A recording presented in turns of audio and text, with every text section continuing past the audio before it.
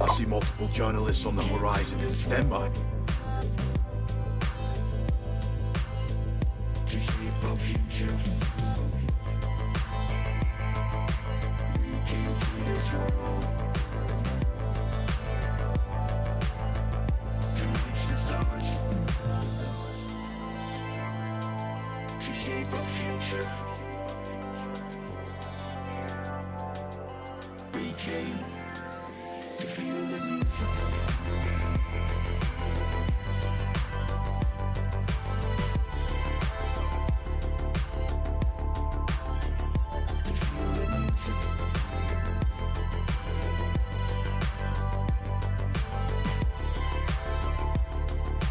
You're surrounded by journalists. Hold your position.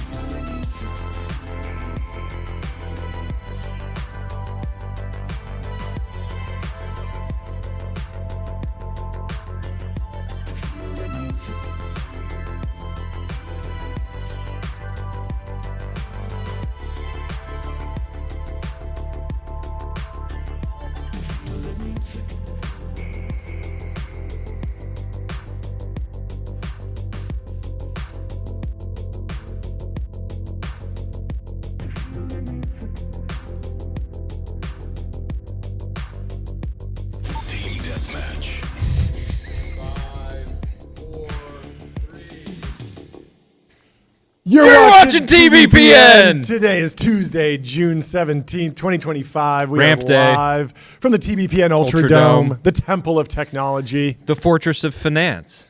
the capital of capital. Welcome to the show. Massive day. Ramp has announced a new valuation, $16 billion. Let the robots chase your receipts and close your books so you can use your brain to build things, says Eric Glyman, CEO of ramp.com. Save time is money. Time is money, save both. Go to ramp.com. Switch your business to ramp.com. We have a great lineup for you today. Let's run through some timeline just to give you an idea of what's going on in the news. Obviously, because one of the big issues war is still on the front page of the Financial Times. The Wall Street Journal is taking a little bit of a more positive view, highlighting peace talks at the G7 and this idea that Tehran signals readiness to renew diplomacy. Iran says it wants nuclear talks as long as U.S. stays out of the conflict with Israel. And so that's where the major front page news is, but there's a ton of other stuff that's more important that's happening in tech. And so we got to talk about tech and business. The big issue is if you want to use X, the everything app for news today, good luck, because I personally can't go on there without the first 10 posts being about Ramp. I love it. And certainly we are contributing to that, but we'll try to cover. It's a timeline takeover. It's a timeline takeover, folks. But there is other news. On the front page of the Wall Street Journal, Berber Jin has a scoop about OpenAI. Microsoft tensions are reaching a boiling point. Startup frustrated with its partner has discussed making antitrust complaints. Tensions between OpenAI and Microsoft over the future of their famed AI partnership are flaring up. OpenAI wants to loosen Microsoft's grip on its AI products and computing resources and secure the tech giant's blessing for its conversion into a for-profit company. Microsoft's approval of the conversion is key to OpenAI's ability to raise more money and go public. But the negotiations have been so difficult that in recent weeks, OpenAI's executives have discussed what they view as a nuclear option, accusing Microsoft of anti-competitive behavior during their partnership. People familiar with the matter said. And so there's a whole bunch more analysis on this that we'll go into today. And I'm sure we'll talk to some folks on the show about it. Don't use the M word, monopoly. Yes, it's banned. It's banned. It's banned. No, that really is a nuclear option. They were very happy partners for seemingly about a year and a half. Yeah. And clearly Satya and Sam have different visions for their partnership going forward. Yeah. I think at the time when they did their original $10 billion investment, it felt like everybody was getting a good deal. I think with the growth of ChatGPT, in hindsight, maybe that wasn't the best structure, the best way to do a partnership. And certainly there was some fine print that they're now trying to walk back. There had been some other chatter around one of the issues and the reason for the Windsurf acquisition to not be formally closed and announced was that if they just sort of went forward with it with the existing structure of the OpenAI Microsoft agreement, Microsoft might have some claim over Windsurf's IP. And again, it's all very complicated because there's 20 different entities, and ultimately, it's hard to know what fits in where. But again, Masa seems. I wonder how real that is. Like, I haven't used Windsurf enough. Maybe we should ask Tyler. Have you used Windsurf at all? Cursor? What do you use? I've used Cursor. I haven't tried Windsurf though. Give Windsurf a try today. I want your little review. I want to know how it differs, because specifically I want to know, is the intellectual property, are there specific designs or specific algorithms in Windsurf that if copied by Microsoft would improve GitHub Copilot? Because my thinking is that the real value with Windsurf is the aggregation being the front door to AI code gen, and then generating data and feedback, and then feeding that back into a reinforcement learning system and doing another training run. And so if it's just are you buying Windsurf? Is the value of Windsurf the fact that they have a lot of people using it, or is it that they've designed something unique that if copied would immediately give you the same product? Like, would everyone switch to GitHub Copilot if they copied Windsurf? Because Gemini has copied a lot of the ChatGPT features.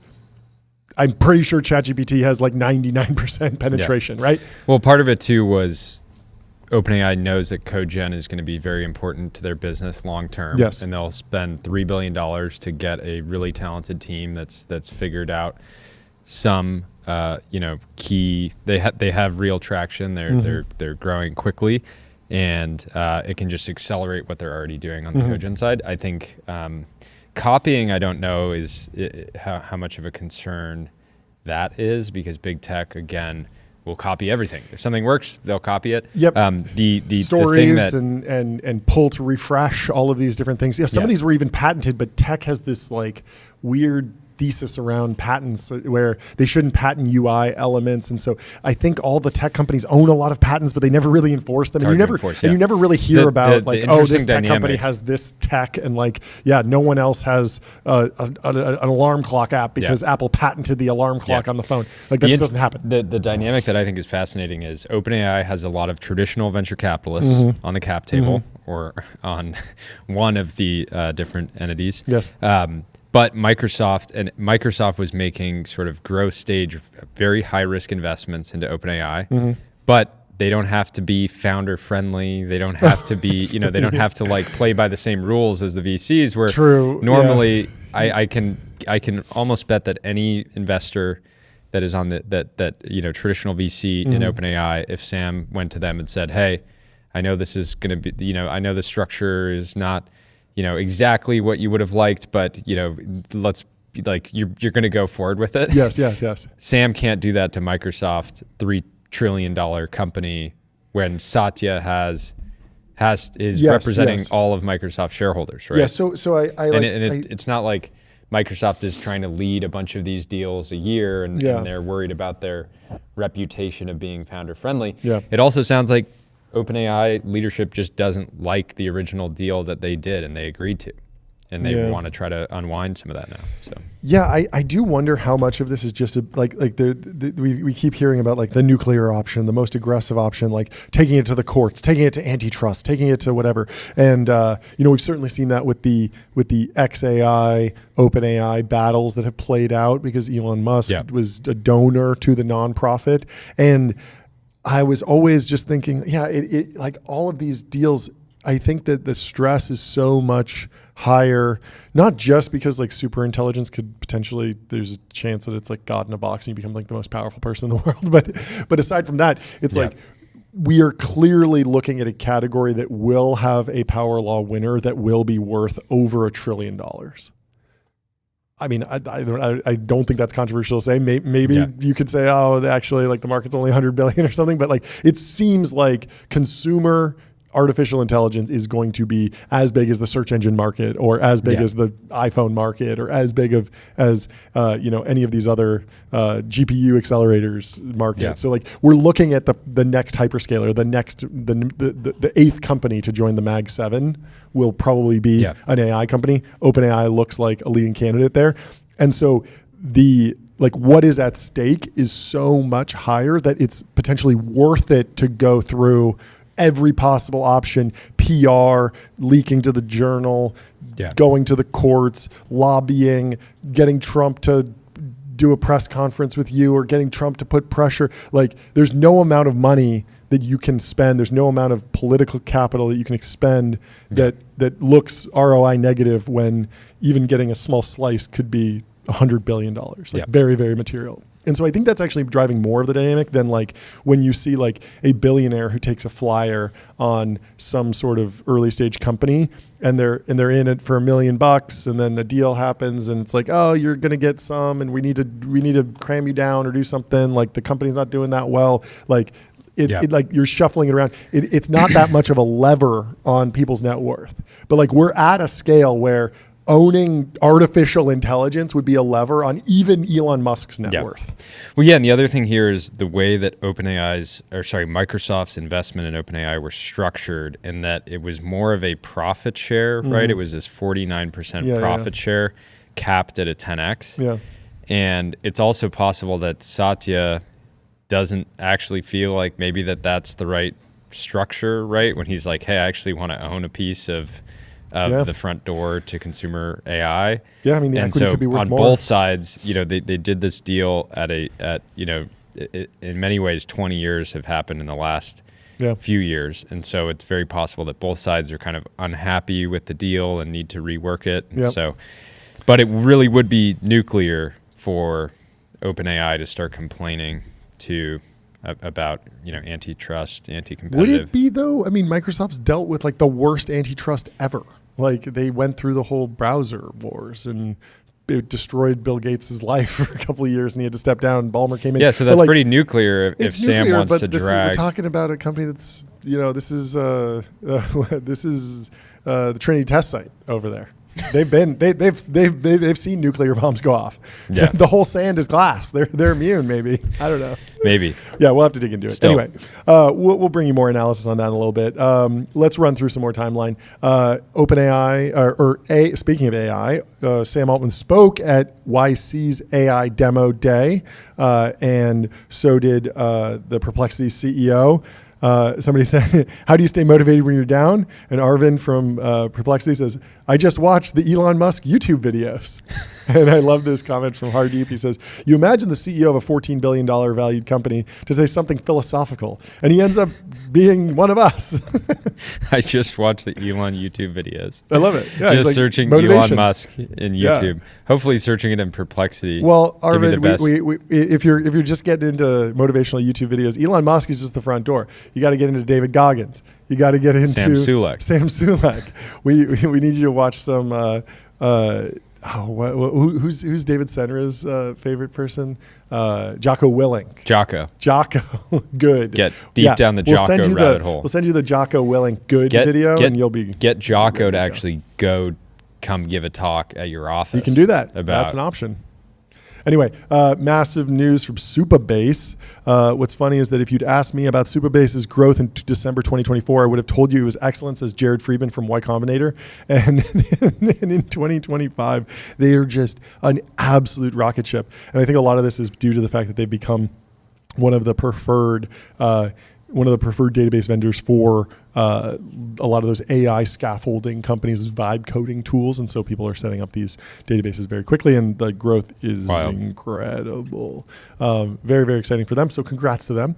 Also, some good news in OpenAI world, even though they're going through some battles with Microsoft, they scored a $200 million US defense contract. So they're working with the DoD. The most unhinged this picture. Photo, I know. Sam. How did this photo shoot happen? Like, this looks like he's about to go on stage and he has a lav mic and it's from a low angle, but like, what lighting scenario created this photo? It's amazing, but it's very aggressive.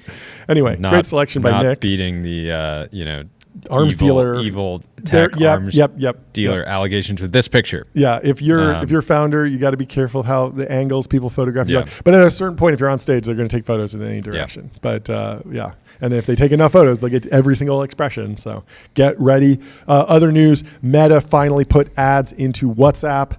In January 2012, they said, we don't sell ads, which is still live. But this is why we love them, and this is why Zuck is undefeated. WhatsApp should have ads. The backbone of the internet. It's the backbone of the internet. Signal says that's why he's an Apple fanboy, because they don't do ads. Well, Apple does have a huge ads business. I bet you this is just them listening to their users. I bet the users all over the globe said the only thing that could make WhatsApp better is just putting some ads in this bad boy. It's the one place I go that I don't get any. I felt like this was already happening. I felt like this leaked like 5 years ago. How much? It was a $20 billion acquisition. Of course, they were going to put some ads in it at some point. Of course, Senator, we sell ads. Anyway, we have Eric Glyman from Ramp in the studio. Welcome to the show, Eric. Congratulations, Jordy. Get that mallet ready. I got a gong hit coming What's up. the news? What happened today? Tell us. 2,283, and we're at $16 billion valuation. Let's go. I've been waiting to do that one. Yeah. Is that the number of days since you started the company? That is. I love it. That's how long we've been at it. We have a long way to go. And guys, couldn't be happier to be here. It feels really good. Is the job finished? Job's not finished. There we go. I don't think so. Go. That's great. What is coming up? What can we expect? Is there a clear public roadmap?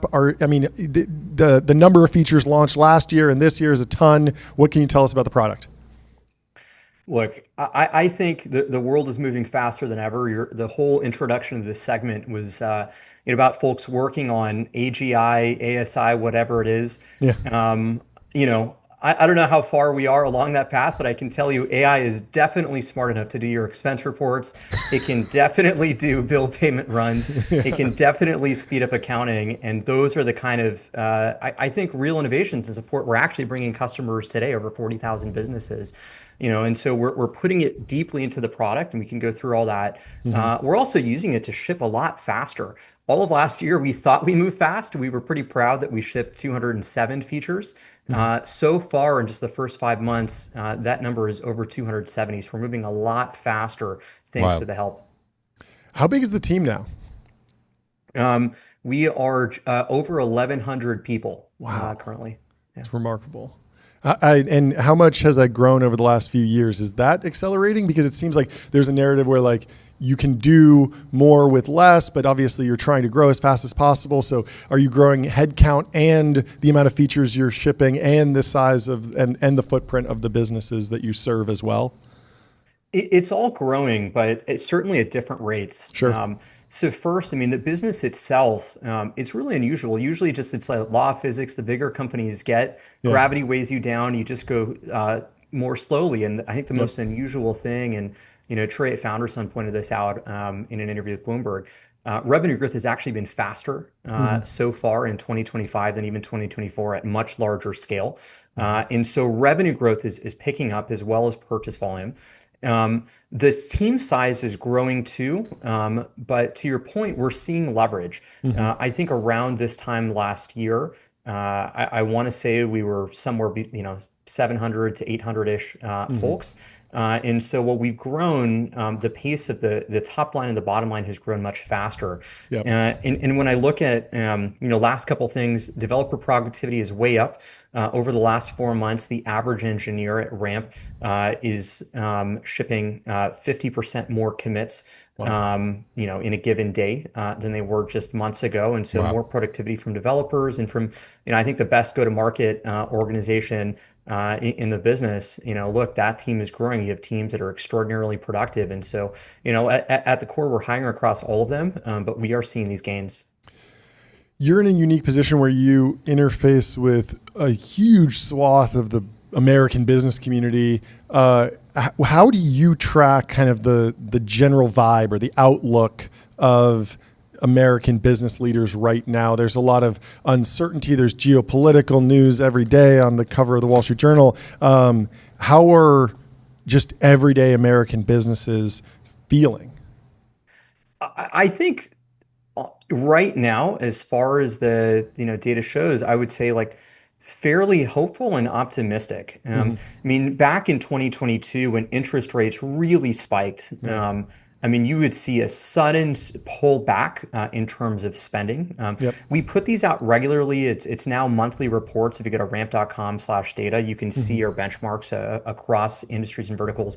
I think the biggest warning sign is spend on advertising is starting to slow down, as well as some spend on recruitment. Computers, things that are usually some leading indicators about how bullish companies are. But if you look month by month, companies are tending to actually spend more. And so still optimistic. But I think that the other big thing that's really top of mind for folks and we take really seriously is almost where you started. Where I think certainly the Valley companies are being asked by their boards, what are you doing about AI? But this is true of small businesses, of old school enterprises, you name it. And I think that for most of the 40,000 businesses we serve, they don't have a single software engineer, let alone an engineer working just for their finance teams. And so, it's a big part of why we spend over half of our payroll ultimately just on research and development, which is an extremely high ratio. We want to be these organizations' finance teams, these engineers for these finance teams. So those are the main things that we hear about and that we see. Yeah, it's interesting. Like there's like new headlines every day, and yet the market has been kind of just kangarooing around, jumping up and down. And I think it reflects that kind of like there's some uncertainty, but still enough optimism in the system that we're not seeing like a full pullback. Jordy? Yeah, I mean, there's so much broader geopolitical uncertainty. It's hard to make super big long-term strategic decisions of should we grow headcount 10%? Should we and spend more money on there's been a number of like almost false starts where it's been like, oh, we're going into a radically different tariff regime, and then it's like, oh, the tariffs actually kind of rolled back. Or it's like, oh, there's like this narrative, and then so if you're actually planning, like by the time you have all the staff meetings to plan for the thing, it's like kind of over, and then you're kind of just back to business as normal. So you got to chop wood. How do you continue to build in this sort of general, like how do you continue to have this mindset of being day one, right? The growth is just absolutely insane. I think you're in a position right now that every CEO, when they go raise their first dollar of venture capital, they imagine this playbook where a couple thousand days in they're a multi-billion-dollar company, but it rarely happens. What kind of wisdom do you look to in terms of continuing to just motivate the team day in and day out? We're having Saquon on the show later, which we're excited to talk to him about kind of that championship mindset. But what do you kind of draw on to keep that drive high? John, I'm happy that you posted this earlier. And for me, this creates a lot of motion. You mentioned it straight away. Look, we did hit this $16 billion valuation. It really should be a day of celebration, but I'm sad too. I'm thinking about the 98% of businesses that are not on ramp, that are losing time, that are losing money, are still experiencing that worst hour of their month doing expenses the old way, and there's just no need for it. And so I think there's an element of just trying to solve a problem and make the world a better place is what gets us up and out of bed in the morning. I'd also say, look, I'm happy you're interviewing Saquon. He is an inspiration and a motivation, I think, to a lot of us. And it's not just that he's great at what he does. I think there's lots of folks who are extremely talented. I think time and time again his focus on whether it's letting the young guys eat, uplifting others, bringing folks who should have been in the parade, lifting them over the gates to bring them in. I think the drive that he has of seeing others on the team win is really motivating. I mean, there's a lot of folks who I think Ramp famously hires, freshman interns, dropouts, folks early in their career and take a bet on them. And for me, seeing folks come in, succeed, get great at their craft and build teams, creating the space to do that is on a more serious note, very genuinely motivating. And so those are the things. Yeah, Keith Raboy talks about that idea of like if you don't have something burning in your belly to go build and like become a founder, like you should go work for a company that's scaling, has product market fit, is going to be high growth, but set you up for success. If you're learn what excellent looks like, exactly, learn what greatness really is. Yeah, and what good management looks like. Make the transition from individual contributor manager back or something something like that. And like, you can tell that he's talking about Ramp, obviously. He's like, basically like, go work at Ramp.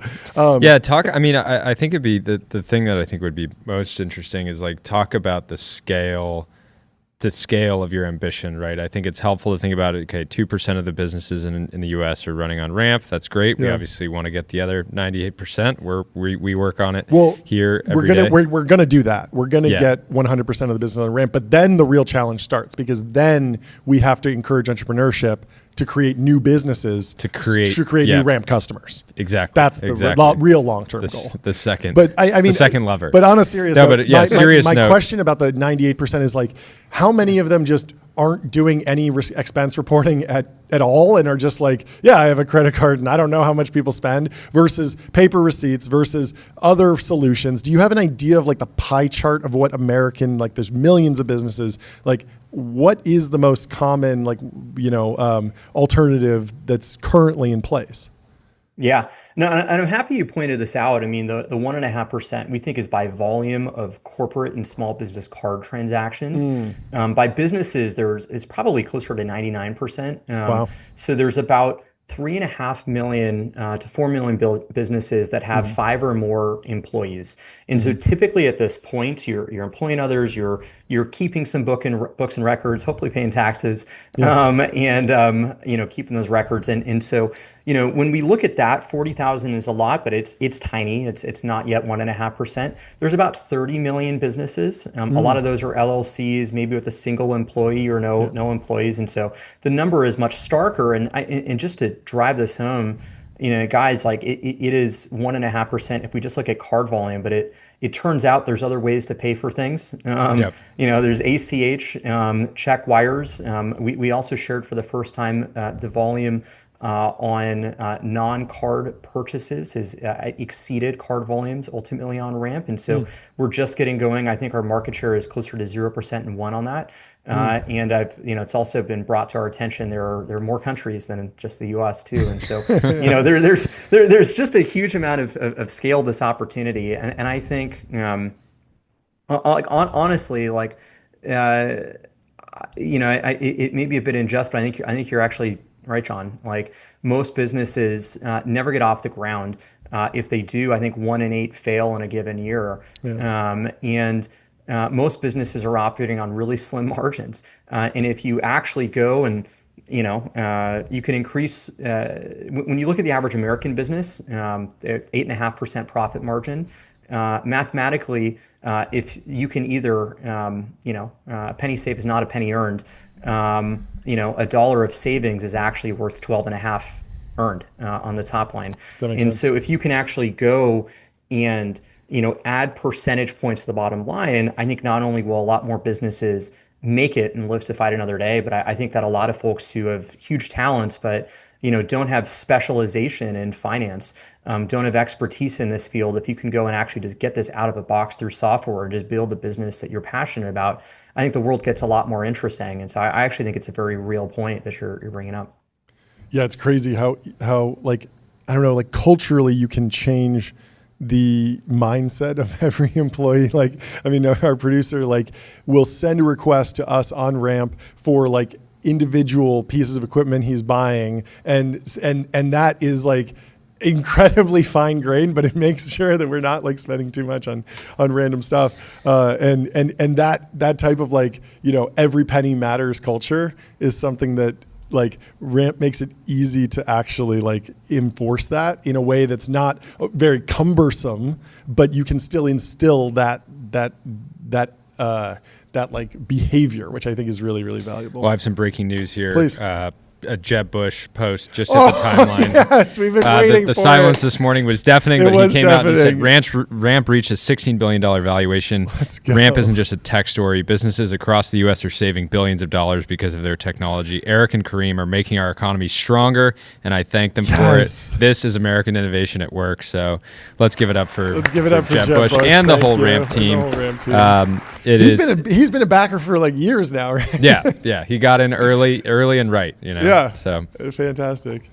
I have to give a shout out to the governor too. I mean, unironically, I have to say, there's a lot of investors, venture capitalists, angels listening to this podcast, and By the way, you're totally right. This is the best place to come to. I learn a lot, but look, I have to say that the governor actually exhibits, I think, everything you would hope for in an investor. You reach out to him, he's responsive. He helps close new business. That's great. He helps encourage amazing. more people to join. When you have great news, he shares it. He's there. I wish everyone, approach investing the way the governor did. Everybody Fantastic. can learn a little about being a helpful VC from Jeb Bush. We love So it.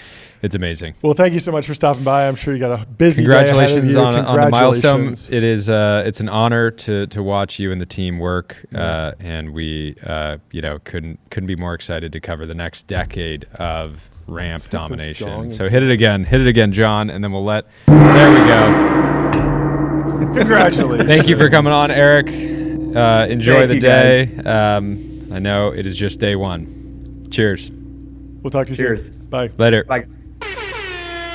Another air Fantastic horn. news.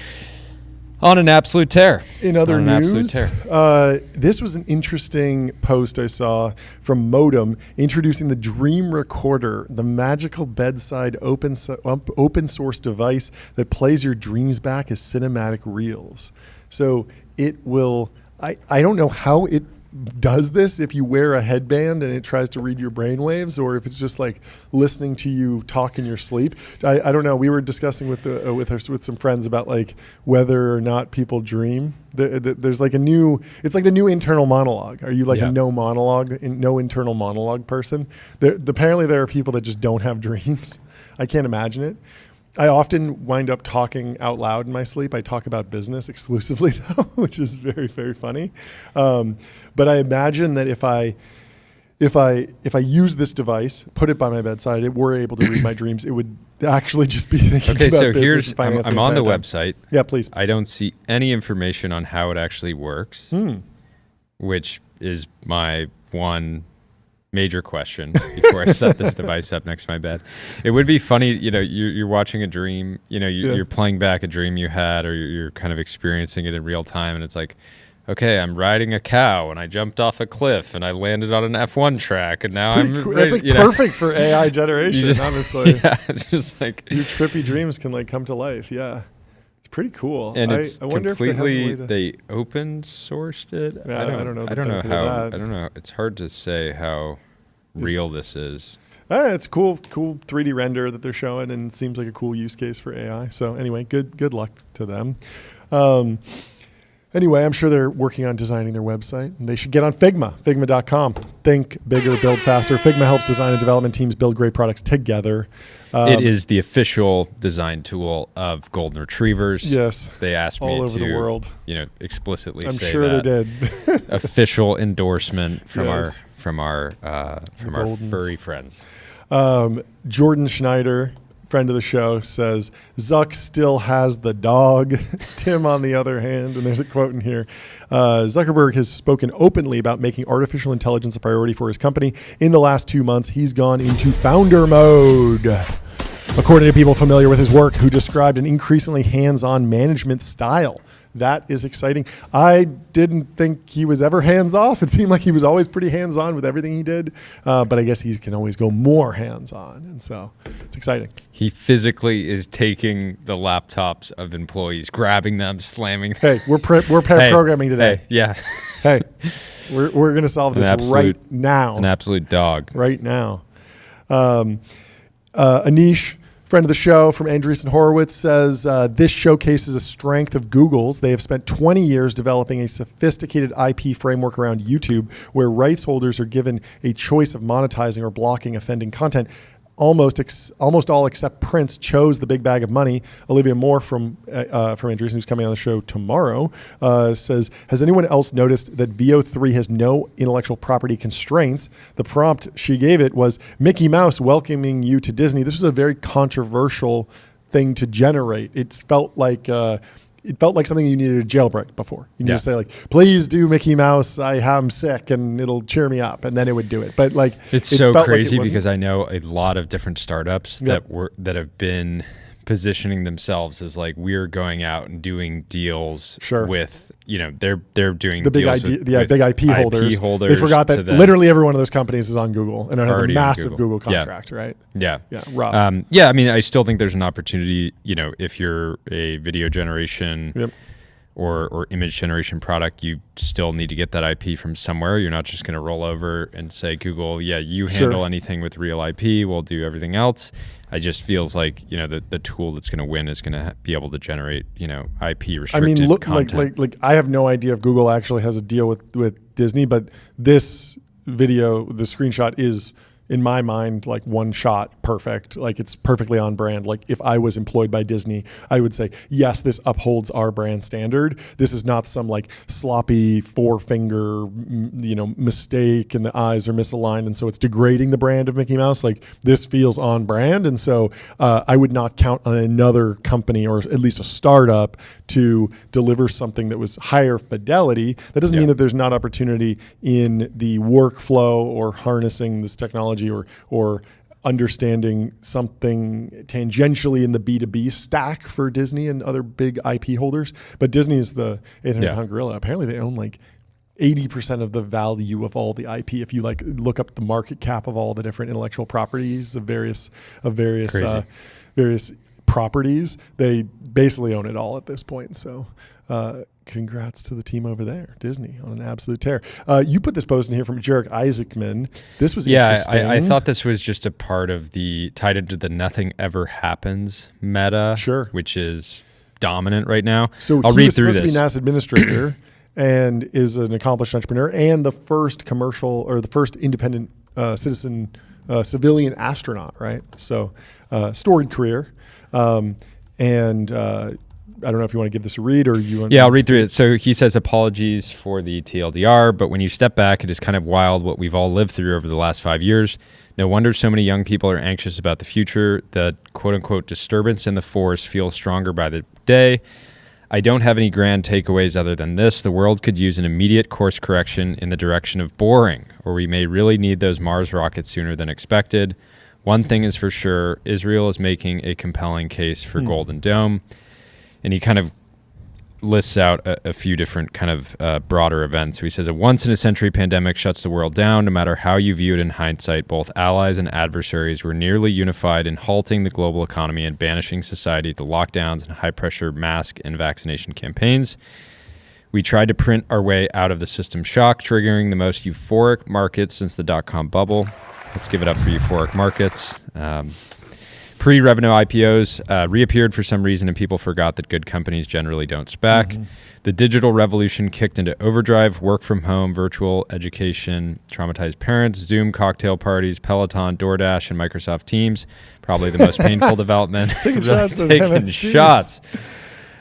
Civil unrest emerged alongside deepening social and political divides. And a disheartening end to the war in Afghanistan, trillions spent, thousands of lives lost, and the Taliban is still running the show. Market euphoria gave way to historic inflation. Interest rates shot up to cool things down. The tide went out. The bad companies failed. Centralized crypto exchanges gambled customer deposits. Hedge funds weren't hedged. VC-heavy banks like SVB collapsed, triggering a temporary panic in the regional banking systems. The big banks got even bigger. For the first time since the Soviet invasion of Afghanistan, a nuclear superpower launched a full-scale invasion of a neighboring country. Russia. The West isolates Russia, and we witness a asymmetric dynamic in warfare, cheap drones, missile swarms, all playing out in real time on social media. The metaverse and Web3 died quickly as the Mag 7 led a market rebound on the promise of AI. China closes gaps. And anyways, it goes on and on and on and on and on. And he says all in just 5 years. So the reason I thought this was interesting is, anything almost happens and then doesn't happen, and people just say nothing ever happens. But it's like if you actually look back, there's a ton of history. Wow, yeah, a lot has happened. It's been a crazy things 5 are years. happening. Yeah, I think it almost feels like depends on the frame. Nothing ever happens is now just like it would have to be like a 90% stock market correction. Yes. A nuke going off. Yes. there's a number of things that people would be like, okay, something happened. Yes. But The in definition general, of happened just got really, really degraded. Any we're in this new normal. really significant event, as long as it stretches out over 6 to 12 months, and then everybody moves on, it just doesn't count as happening. Yeah. Hopefully our defense and policy leaders are paying attention and making some course corrections. Congressional leadership is mostly well-intentioned, but often fights for expensive job programs, exactly the kind of thing an over-consolidated defense industry encourages, even as we stare down an unsustainable $36 trillion of national debt. That's how you end up holding a fleet of battleships during the advent of the aircraft carrier. Only this time the analogy breaks down, because as a nation, we have forgotten how to build ships. So instead, we will have $300 million fighter jets we can't afford, arriving a decade too late in quantities that may not even matter, disrupted by $1 million hypersonic laser-equipped drones that our adversaries will likely produce at scale until perhaps the Dark Horse Skynet T-1000 shows up. This is the time, especially in such politically charged environment, when we need to be finding more ways to come together instead of moving apart, a time to be rooting for America and our leadership, not betting on the next catastrophe. Because if the next 5 years look anything like the last, military parades and trade imbalances will be the least of our problems. And Tom Mueller says, great summary of our current situation. We need to stop with the division and build our way out of it. And Casey Hanmer says, thanks, Jared. I can't believe how many healthy, smart, well-educated, well-resourced people aren't building out factories right now. Yep. Very interesting. But, if you are healthy, smart, well-educated, well-resourced, I build hope a factory. I hope Jared Isaacman lands a role somewhere in the government at some point. This was very detailed and very inspirational. I feel like he should do, I don't know, be empowered somewhere and do something cool. Because I was excited about him as head of NASA, but now that he's a free agent, hopefully he gets traded to something bigger. It'd be great. Anyway, let's tell you about Vanta. Automated compliance, manage risk, prove trust continuously. Vanta's trust management platform takes the manual work out of your security and compliance process and replaces it with continuous automation, whether you're pursuing your first framework or managing a complex program. Get on the platform trusted by Duolingo, Intercom, Ramp. Oh, yeah. Nice. Nick Carter has a funny post. I feel like we almost touched on this yesterday, but he says, faking an email from a VC saying they are sending you a term sheet while raising is securities fraud, misrepresenting material facts in connection with a securities offering. Gary Tan had some notes for us at YCW. Yeah, we asked him. Don't commit securities fraud. Yeah, we asked him about the inflation and the different interpretations of what ARR is. Oh yeah. He contracted just said, ARR. Be very, very explicit about your revenue. Yep. VCs are very fine, very okay with risk. You just have to give them full insight into so they can the underwrite facts it of the themselves. business. So yeah, very, very silly. Yeah, we're definitely in the new stage of a new bubble, a new market, a new bull market. And so there's a lot of froth and there's a lot of people testing the barriers, testing the limits of these things. Anyway. This next post is wild from Joe Cohen. A Caltrain's employee built himself an illegal apartment in a train station, and he has unfortunately been sentenced to 6 months in prison because it was an illegal apartment in a train station. And when I first read this, I thought it was built in a train, and I was like, that would be so sweet if he somehow secretly took over a train car. Just got an extra link in the train. And just hitched a ride, and then is just building there.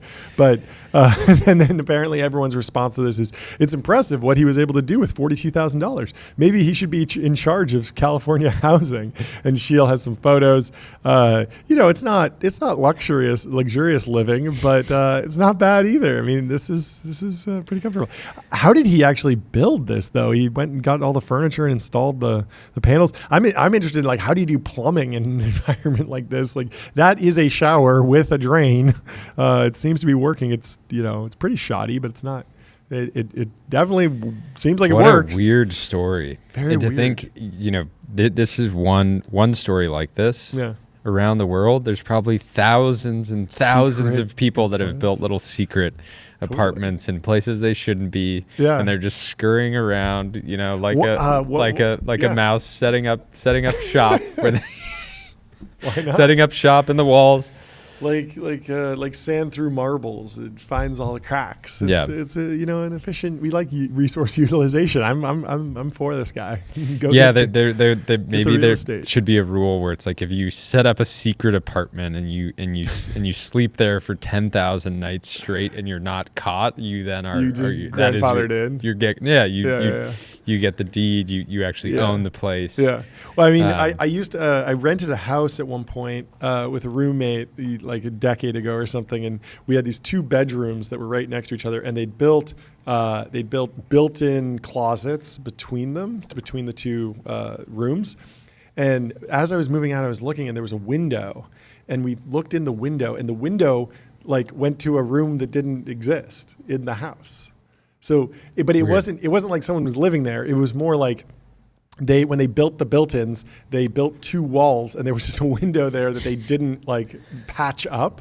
And so there was just like empty space where the closets didn't really make sense to fit. And so there was just like dead space. It was probably like 5 square feet, not much, but it was still like this like room, and you could look because the window is cracked open inwards. And so you could look in and see this like kind of empty, tiny room, and it was very creepy. Weird. Yeah. Weird. Not the best, but I think these like empty rooms kind of happen from like shoddy remodel after shoddy remodel, and like moving really quickly and being like, oh yeah, like we don't really care about that space, whatever. It's we lost some square footage, but it doesn't matter. Like we just need to slot in these closets in the right place. Anyway, if you're planning a remodel, make sure you use Linear. Linear is a purpose-built tool for planning and building products, and why not $42,000 apartments? Maybe you should have used Linear. Wouldn't have gotten caught. You're stretching a little bit now, but if you are for building modern software a product, development, because it is Ramp Day, Ramp uses Linear, OpenAI uses Linear. Streamline Perplexity, issues, projects, and product Retool. roadmaps. It says streamline projects. Boom Aerospace. You're telling me I could not build an apartment using Linear. Use the product, use the tool. You're challenging me to build an illegal. You're twisting my arm, making me build an illegal apartment. Yeah, this is a little challenge for you. Challenge. We just give it to Tyler. Tyler, build a get on Linear, a cubicle-sized apartment somewhere in the studio, but don't let us know somewhere about on this lot. So he's in the ramp office now. That's great. that really looks like the ramp office. Is that a photo or is that AI? I can't even tell. That really photo. does. What? It's a real photo. Oh, it's a real photo. There we go. Yeah, that is exactly the layout. Wow. Jordy, look over there. You see behind me? There's a door. Who's living in there? Where does it go to? Do we know? We don't know. That could be where Tyler's sleeping. We don't know. Anybody could be in there. We haven't seen his house.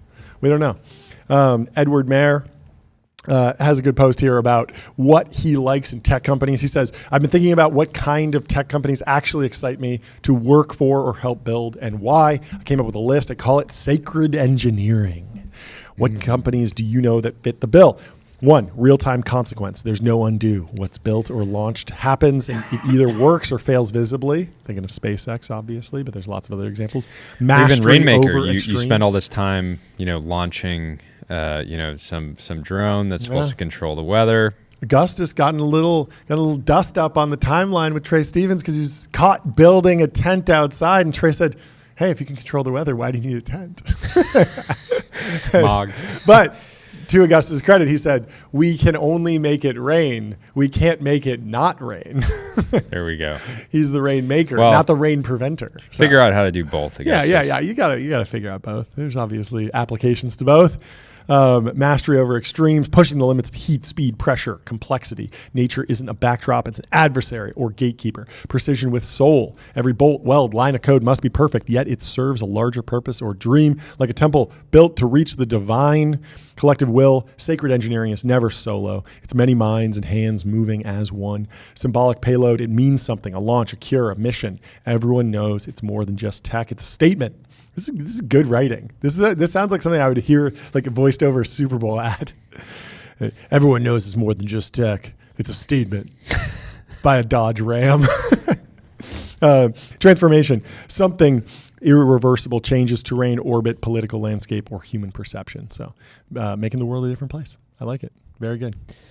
We have a post here from Chris at Pace. He says, cool. To those of you watching at home, this is your canary in the coal mine to let you know that the next wave of consumer apps is incoming. No surprise that iPad is the first wedge, given the intersection of M-chip and App Store distribution. Yeah.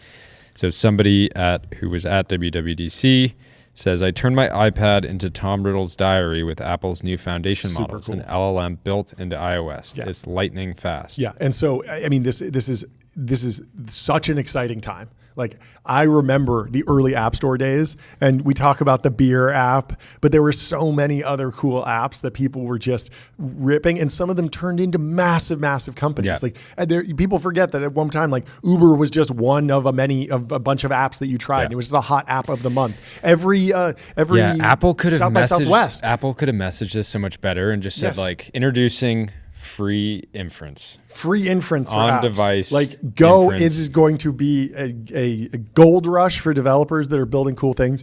All of these apps, there's going to be so many applications for kids to story time and all these different playbooks and stuff. Like, yes, it's going to be hard to go and disrupt like Salesforce on mobile because like Salesforce is going to want to build that or whatever. Like some of the big or rebuilding, Google Docs and all the crazy enterprise stuff is probably going to be a little bit more entrenched, but just having fun and building something that's really unique, that's completely enabled and AI native is like, it's total game on. And obviously it's getting even easier to actually build these apps.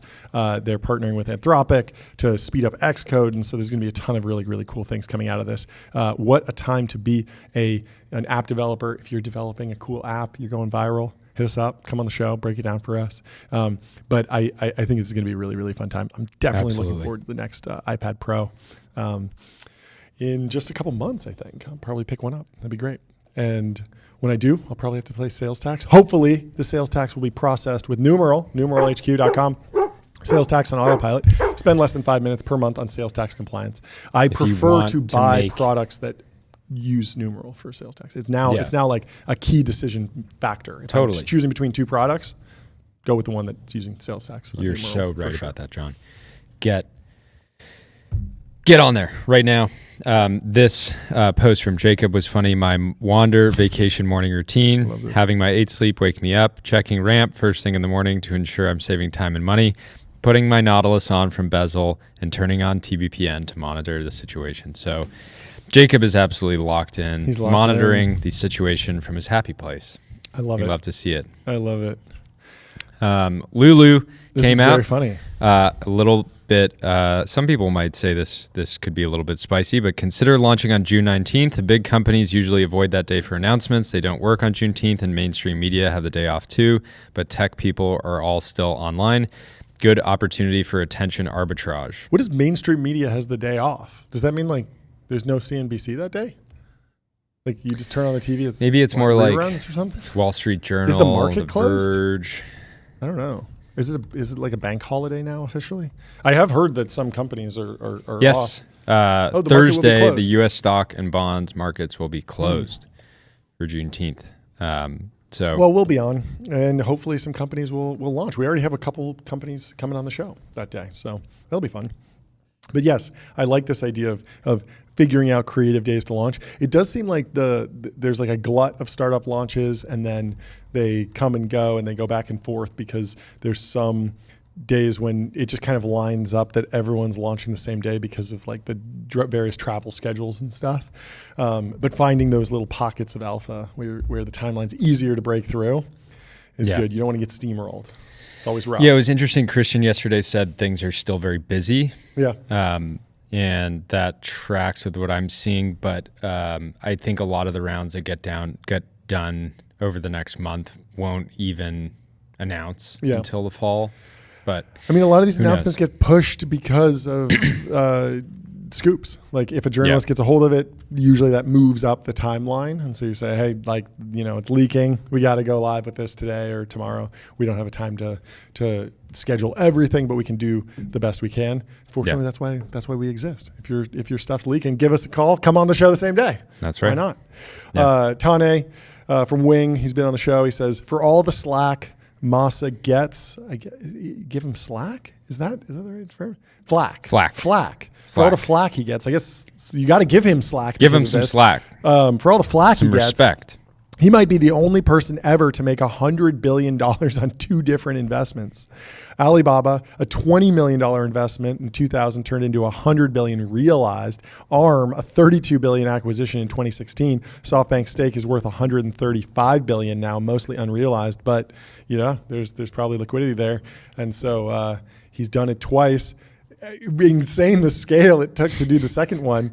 Really, really a testament to being a size lord. But you only get to be a size lord if you get the first one right. So advice for emerging managers, just go find a $20 million investment that you can make that will realize you $100 billion. Yeah. That's step one. Start there. And then you'll still get a lot of hate and need to do it again. You'll still need to kind of justify your existence. Exactly. People will hate on you. Yeah. Write negative articles. They'll talk down to you. Yeah, exactly. Even though you did it. They'll meme you. They will meme you. But yeah, what a legend. He participated in the CNBC deep dive on the Abilene Center for with Crusoe and OpenAI and SoftBank and Stargate. And so we got to get him on the show. I'd love to chat with him.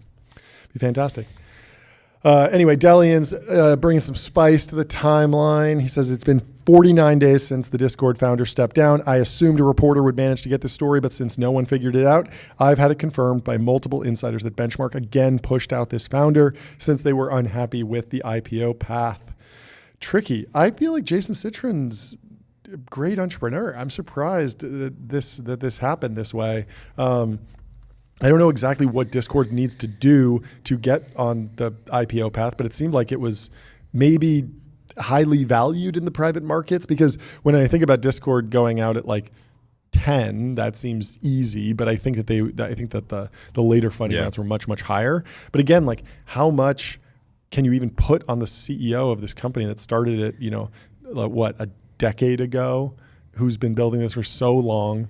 And it's like all of a sudden, like, oh, the IPO window's closed for a couple months, and you're upset about this guy. Yeah. I don't know. I would batten down the hatches and ride it out, but we'll see. Yeah, I don't understand. They were unhappy with the IPO path. Was that just, who knows? Citron maybe wanted to delay it more. I feel like it the sounds IPO like path is more on the CFO. Well, so they brought in Blizzard Activision's former CFO, Humam Saknini, maybe mispronouncing that, but he's a new CEO, still seemingly taking them down the IPO path. But I don't know. Yeah, I mean, like how much of that is on the CEO? I mean, maybe the roadshows, like he's not telling the right story or something to these like institutional investors who would be the anchor buyers in a roadshow. But I don't know. I think Jason's goated. Get him back in there. Bring him back.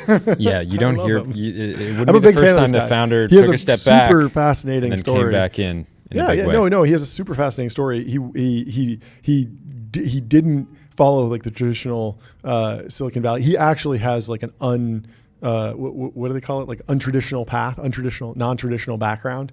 Like he went to a small college focused on like game development, built a couple games. He wound up selling one to another company, and then started Discord and kind of grew from there. There's some old footage of him at like TechCrunch Disrupt, like pitching his like mobile League of Legends competitor. Is very fascinating.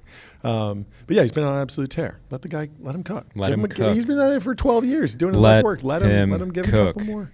More. Anyway, Delian continues to be on talking up the timeline. An absolute tear. He says Bill Gurley has now commented on 3 different podcasts that the only reason Hill and Valley is hawkish on China is because we're talking our book, or perhaps it's because the organizers are proud patriots and recognize that China is playing a 50-year game looking to unseat the United States. The tension between these two is palpable, and I think we should get them both on, have them debate for a pay-per-view. Yeah, pay-per-view. Delian, Mr. Bill Gurley, you're welcome to come on and settle the score. Settle the score. Just a couple venture capitalists talking it out. Yeah. I think they could find common ground. I would certainly hope so. Anyway, if you're looking to get in the action, head over to public.com. Investing for those who take it seriously. They got multi-asset investing, industry-leading yields, and they're trusted by millions. Millions. Semi-Analysis has a fun little anecdote here about why chips are rectangular when wafers are round. Silicon wafers are round because the silicon is grown in a cylindrical ingot using the Surchalski method, and then this ingot is sliced into circular wafers. Circular wafers pose a challenge. Rectangular dies cannot perfectly tile a circle, so any die that overlaps the curved edge is incomplete and must be discarded. By contrast, the in-panel packaging we use in panel level packaging, we use organic laminate materials, not grown crystals, so they don't have to be circular. To illustrate the amount of area wasted, we used the semi-analysis die yield calculator, which they provide for free, to compare how much waste area there is using a 300 millimeter wafer versus a 510 by 515 millimeter panel wafer using an interposer that is 61 by 68 millimeters. Our results show that panel wafers offer significantly better area utilization than circular wafers. Very interesting that Dylan Patel's is going. This is why companies like TSMC are actively developing panel level technology with many of the industry's framing. I just want to say, if you're analyzing semiconductors, this is who you're analyzing against. he really is incredible. Anyway, we have our next guest in the studio, George Hotz. How you doing, George? It's good to hear from you. What's going on? Welcome. Can we hear you? Oh, can you hear me? Yes, we can hear you. Gotcha. Well, let's kick it off with something simple. I want to take your temperature on AGI timelines, PDoom, the easy and fun stuff. I don't know what AGI means, and I don't know what you mean by doom. No? No. Are these terms just like entirely irrelevant? I mean, now we've shifted to like super intelligence. They're all buzzwords, but at the same time, like there is an idea of like I don't know, the conversation's maybe shifting to like the AI generating more economic value than humans. Is that a relevant metric to track? Machines have been generating more economic value than humans since the Industrial Revolution. Is there some other metric that we should be tracking? Or is it just like irrelevant? You're just talking about like hype. Like, Hype. I don't know. I mean, I don't know what you mean. Like, you can talk about concrete things, but Yes. a term like AGI means nothing, right? Like, computers, everything that's a Turing machine is a general purpose computer. Is that what you call intelligence? I don't know what you mean. Is a linear regression intelligent? What if it's big enough? The Chinese group does know Chinese. Yeah. What about your decision to get on a spaceship traveling at 0.9 C away from the Earth? Like, how close are we to that? Are we closer than the last time we talked, which was like a couple of years ago? And it seemed like it was maybe going to happen within your lifetime. Has it moved at all? Yeah, I don't know. I don't know if I'm actually going to get that spaceship, but it's kind of like in an ideal world what I would want to do, you know? Yep. Just back away and chill. And don't look back, actually. You can't look back. You can't look Never back. look back. Jackets, they're all there. you need the blast shield, right? You need the information shield. Information That's the real shield. one. What do you mean? Oh, that's how they're going to get you, Okay. right? I mean, okay, so like here's a way you can think about AI, right? Yeah. Imagine there were 10 CIA agents assigned to you. Okay. And they're running at 1,000x real time. So they're like hyper fast CIA agents that devote their entire lifespan to your day. Mm-hmm. And they're trying to manipulate you. Maybe to get you to buy things, maybe to get you to vote for a certain guy, whatever. But like that's what you're going to be up against with AI. What we're currently building, what if you think about the biggest companies in AI, what they do is advertising. What advertising is just manipulation of humans. So you're going to have a team of CIA agents thinking about you and trying to manipulate you at all times. And now you see why you want to head away at the speed of light, right? Mm-hmm. Even CIA agents can't beat that. Is there some world where there's like a capital war and I'm paying for a more powerful ad blocker? Yeah, I mean, that sounds good. Like, another question is kind of to say, like, okay, if you think that, you either think that current, like, capital accumulation dynamics are going to continue, and that the rich are going to continue to get richer. And if you believe that, the question is kind of, well, how many people are going to survive in the future? How many people are going to have any modicum of independence? Right? Like, you have some far AI people who think that there's going to be a singleton. right? Yeah. You think that there's going to be literally one, right? Some people maybe think it's 10, some people 1,000, 10,000. Some people think that all the humans will get to continue to exist as independent entities. Are they already independent entities? That's a question, right? I don't know. Good question. I mean, if you were trying to put it in like the form of a bet, human population above or below 8 billion in 2030. Above, I think. I would just continue the normal Hopefully. trend. Wait, is that what the trend says? Yeah, just go with whatever the trend says. I don't think there's going to be any discontinuities to any trends, really. Well, it's going to be yeah, I mean, at some point, but the question is like, how far out do you have to go until you start seeing these effects? Well, what do you mean by human, right? What about someone who lies in bed all day and watches TikTok? Are they human? Yeah, that is odd. They kind of drop out of society. I think question that popped up for me is this all this debate about AI safety and what should labs be doing, what should labs not be doing. It feels like your angle is it should be each individual's responsibility to look after their own safety in the context of AI. Is that at all? I just like this whole like shouldn't, like what? I don't know. I'm not a sadistic fuck who wants to manipulate other people like the people in power. Like, I don't know. Yeah, but I mean, people still look to you as like an example of like someone who might have answers. No, I don't have any answers. Not necessarily answers, just like but you can buy my shitcoin. Here, should I shill a shitcoin? Here Please. You go. Just click this QR code and you can buy a George Hotz coin. And that will give you answers. You will find satisfaction and fulfillment in your life after purchasing a George Hotz coin. Is that the end state? We all have our own coins, I guess? No. I don't mean it like that. I mean it like, I think that a lot of people are like, they don't really know what they're looking for. And that vacuum is very, it's very dangerous, and it's going to be filled by dumb shit, and don't have that vacuum, right? You gotta stand for something, or something. I don't know. Yeah, I mean, do you think that there's a chance that someone is able to take a stand and actually bend the arc of AI progress in the way that, I mean, it happened with nuclear, right? Like nuclear development did stall. There was a stagnation in real world build out of nuclear capability on the energy side. Yeah, I mean, there's a few things about nuclear that make it different. So nuclear, even as a weapon, is incredibly hard to deploy tactically, right? So if a country has nuclear weapons, they're, aside from like a mutually assured destruction idea, they're not all that useful. Yeah. It's not like you can use a nuclear weapon to accomplish tactical objectives. If you could, I think Russia would have already done it. Yeah. Right? Russia has some tactical objectives they might want to accomplish, but nukes aren't really going to do it, right? And then from a pure realpolitik perspective, not even from a a taboo moral perspective.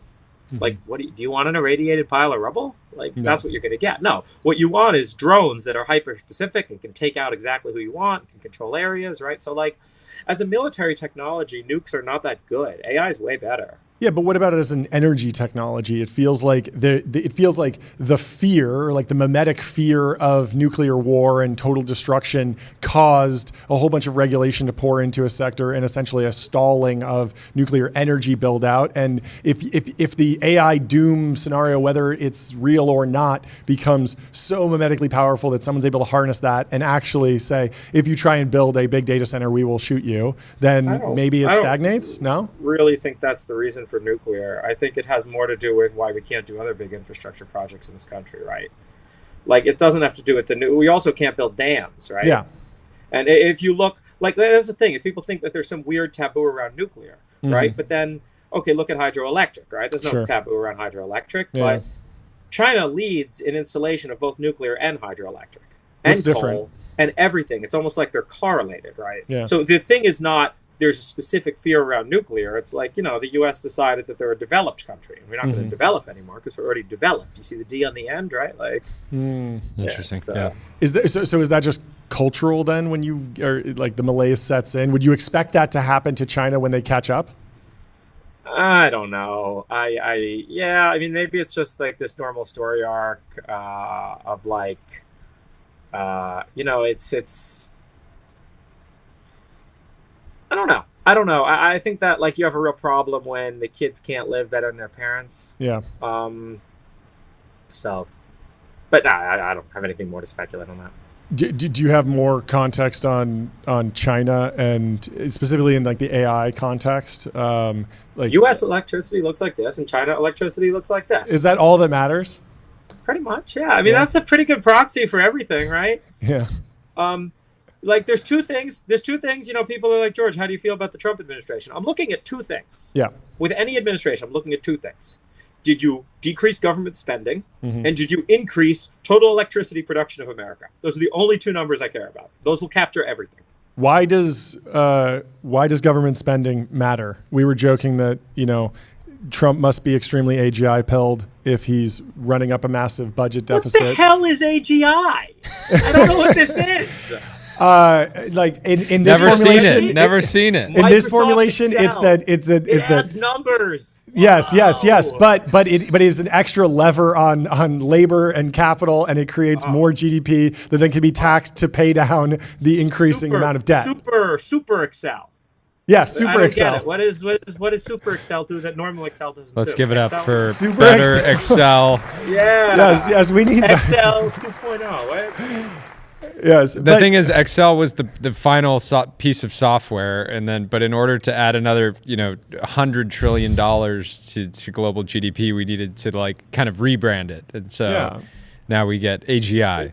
GDP is the complete, it's the biggest bullshit thing ever, right? Like I always joke with my friend and I that we're going to start companies and be billionaires, and I'll tell you how we're going to do it. It's real simple. Okay. All right, I start a company, he starts a company. We both write contracts to each other. Yep. Right, like I'll buy something from him for $1 million, and he'll buy something from me for $1 million. We'll just do this real fast. We'll keep passing the money back and forth. Whoa, look at our revenue. Wow, that all contributes to GDP. Wow, we're billionaires overnight, right? Yep. Like, and that's my argument is the economy is just that with a lot of extra steps, right? You can't use services as not part of GDP. This is complete nonsense. Right? You can't have services. Like literally, you take the steel out of the ground, you grow the corn. Okay, that's GDP.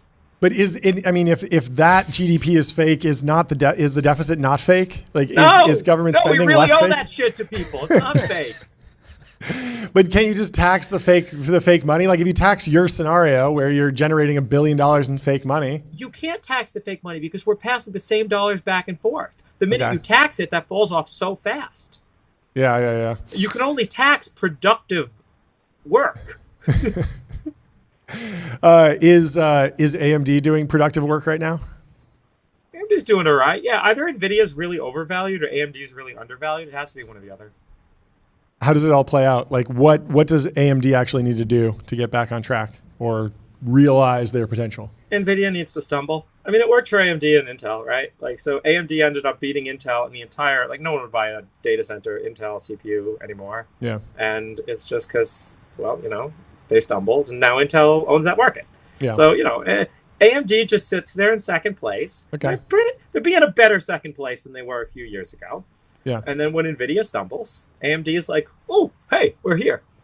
Is DGX Lepton, like their cloud offering, a potential stumbling block, or is it the right move for them? I don't know what that is. What's an NVIDIA cloud shit? Yeah, exactly. Cloud's dumb. You can break AI down basically into there's five tiers, right? Like at the base level, you have like electricity and data centers and land and like things like that. Tier 2 are like TSMC, ASML, Samsung, Intel, right? Fabs, NVIDIA, AMD, OpenAI, Anthropic, and then on top you have like completely worthless things like Cursor and Windsurf. These character AI, all these people who think, oh, we're the app, we're gonna get the ARR. No, that worked in the web, it won't work for AI, and I can go into why, but it's kind of boring. I want to hear going, why. keep going, keep going. Basically, okay, so like here's the difference between AI and web. When you want to run a service like Gmail, one server can serve 10,000 people easily. Right, and there's no demand for like better Gmail, right? It's not like I can click and get like, yeah, you can buy Gmail Pro, it'll have a few things, but most people don't really care, right? There's no limit to the ceiling of how good you want your AI to be, right? Or how fast you want your AI to be. Maybe there's a limit to the speed, but like when you're at like 1,000 tokens per second, I want the biggest model in the world, right? Like, so there's very little limit on that. But suddenly you can't serve 10,000 users from one server anymore, right? And the whole dynamics of the web, the whole reason some of the value aggregated to these end players, and they still didn't aggregate to the Cursor and the Windsurfs. They aggregated to the OpenAI and the Anthropics, right? Nobody who built like an email client survived. They all got eaten up by the tier 4s of the web, right? The Googles, the Facebooks, all of these like app providers, right? Where's a Zynga today, you know? Like this already happened, right? People just don't, where's Zynga? Oh, Zynga's going to be the next thing, man. Like, no, it's not. Facebook ate all of that value, right? Google ate all of the value from all the people building on top of Google. So the tier 4s ate all that value. Yeah. So OpenAI, Anthropic will eat all the value from the Cursors and the Windsurfs of the world. They'll acquire some of them. They'll compete with some of them, right? Same as you saw on the web. But I argue that the tier 4s aren't even going to have value because the tier 4s are, this ain't the web. This ain't where you can have one server serve lots and lots and lots of people. You know, I'm running O3. You know how much I cost OpenAI every month? I pay the $200 a month, and I cost them a lot more than that. Oh, Codex. You can now click on Codex. Yeah, spin up 4 nodes. Yeah, why would I not click 4? It's not my computer. You gave me the button. Hey, I'm just using it. George Hotz single-handedly bankrupts $300 billion company. Is there no value in just being the front end to AI applications to be like the front door, just the default button? Because we see these models kind of go back and forth in terms of benchmarks or what's hot, and there isn't as much customer churn as you would expect because people are just kind of like defaulted into the app that they installed whenever. And so even if Gemini gets better in terms of the actual performance metrics, people don't switch from OpenAI to Google because overnight. it's so negligible. You got to make something 10x better, right? Okay. You got to make something 10x better. So like this whole game is OpenAI's unless they stumble. Sure. I'm not switching to Gemini because it's 20% better and I download the new app and think about a whole new thing, right? No one's going to switch for that. Is there a chance for a company to kind of come out with something that's 10x better with an algorithmic improvement, or is it just a race for scale? Like, what could actually be that next? It felt like GPT 3.5 when they really broke through with DaVinci, and then 4.0 and then 4. Like, it felt like this kind of like binary moment when a lot of people realized that this was usable for their daily life, even if it's just a Google search replacement or whatever, write a poem or whatever. Like a 10x, what you're describing, like a 10x improvement, feels like that kind of like qualitative binary shift. Is that possible with just scale, or is this something that we need a different model for? I don't know. I don't know. I would bet majority still on, like, these big labs are also attracting the talent. But it is also like, it's pretty commoditized, a lot more so than like Google search, right? Like, you can look at, people track how far open source is behind. It's not that far behind. Yep. So no, I don't know. I think this game is mostly going to be ChatGPTs. I think Elon's aware of this too. That's why he's trying to go 10x bigger with the data center. Yep. We'll see. Maybe it'll work. You know, there's someone to bet on. Anthropic, I'm not that bullish on, but maybe. You kind of predicted the pre-training wall, but that's not a refutation of the bitter lesson, and we're going to see similar scale play out in reinforcement learning, or is there going to be something else that we're building the big data centers for? There's something that we don't understand in terms of data efficiency.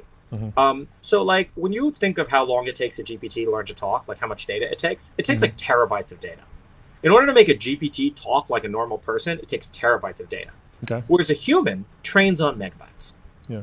Right? How is it that if you take all the text that you've ever heard in your life and you put it to Whisper and you transcribe it, it's going to be a couple of megabytes, 10 megabytes, maybe 100 megabytes. Yeah. So humans have this 1000x data efficiency advantage. And we're going to have to fix that if we want like reinforcement learning to work, especially like reinforcement learning that you want to do in the real world. Humans can learn from very few samples. Yep. And yeah, I think that like it might be okay if these foundation models train unsupervised on lots and lots of stuff. But yeah. Is that something that somebody's working on, just like a new, more data efficient algorithm to drop into the pipeline, or do we have any like leads there? Because it feels like right now we're going down the path of like reinforcement learning with verifiable rewards, and we're going after like individual business use cases that are increasingly long tail, and that could be kind of like valuable, but it doesn't feel like the breakthrough that you're talking about. like, has there ever been a breakthrough, right? Like, people think GPTs were Sure. a breakthrough. No, they Sure. weren't. Like, Okay. if you watch the world, it was all just Smooth curve. You know, but what I will say about AI scaling laws, Yes. oh man, you see, like, people get excited about AI scaling laws, but here's a pitch that'll kill your excitement immediately. Mm-hmm. Ready? AI scaling laws. You can put in exponentially more money to Yep. get linear returns. Yes, exactly. Do you believe that the real value is investing in humanoid robotics then? Have you heard this theory?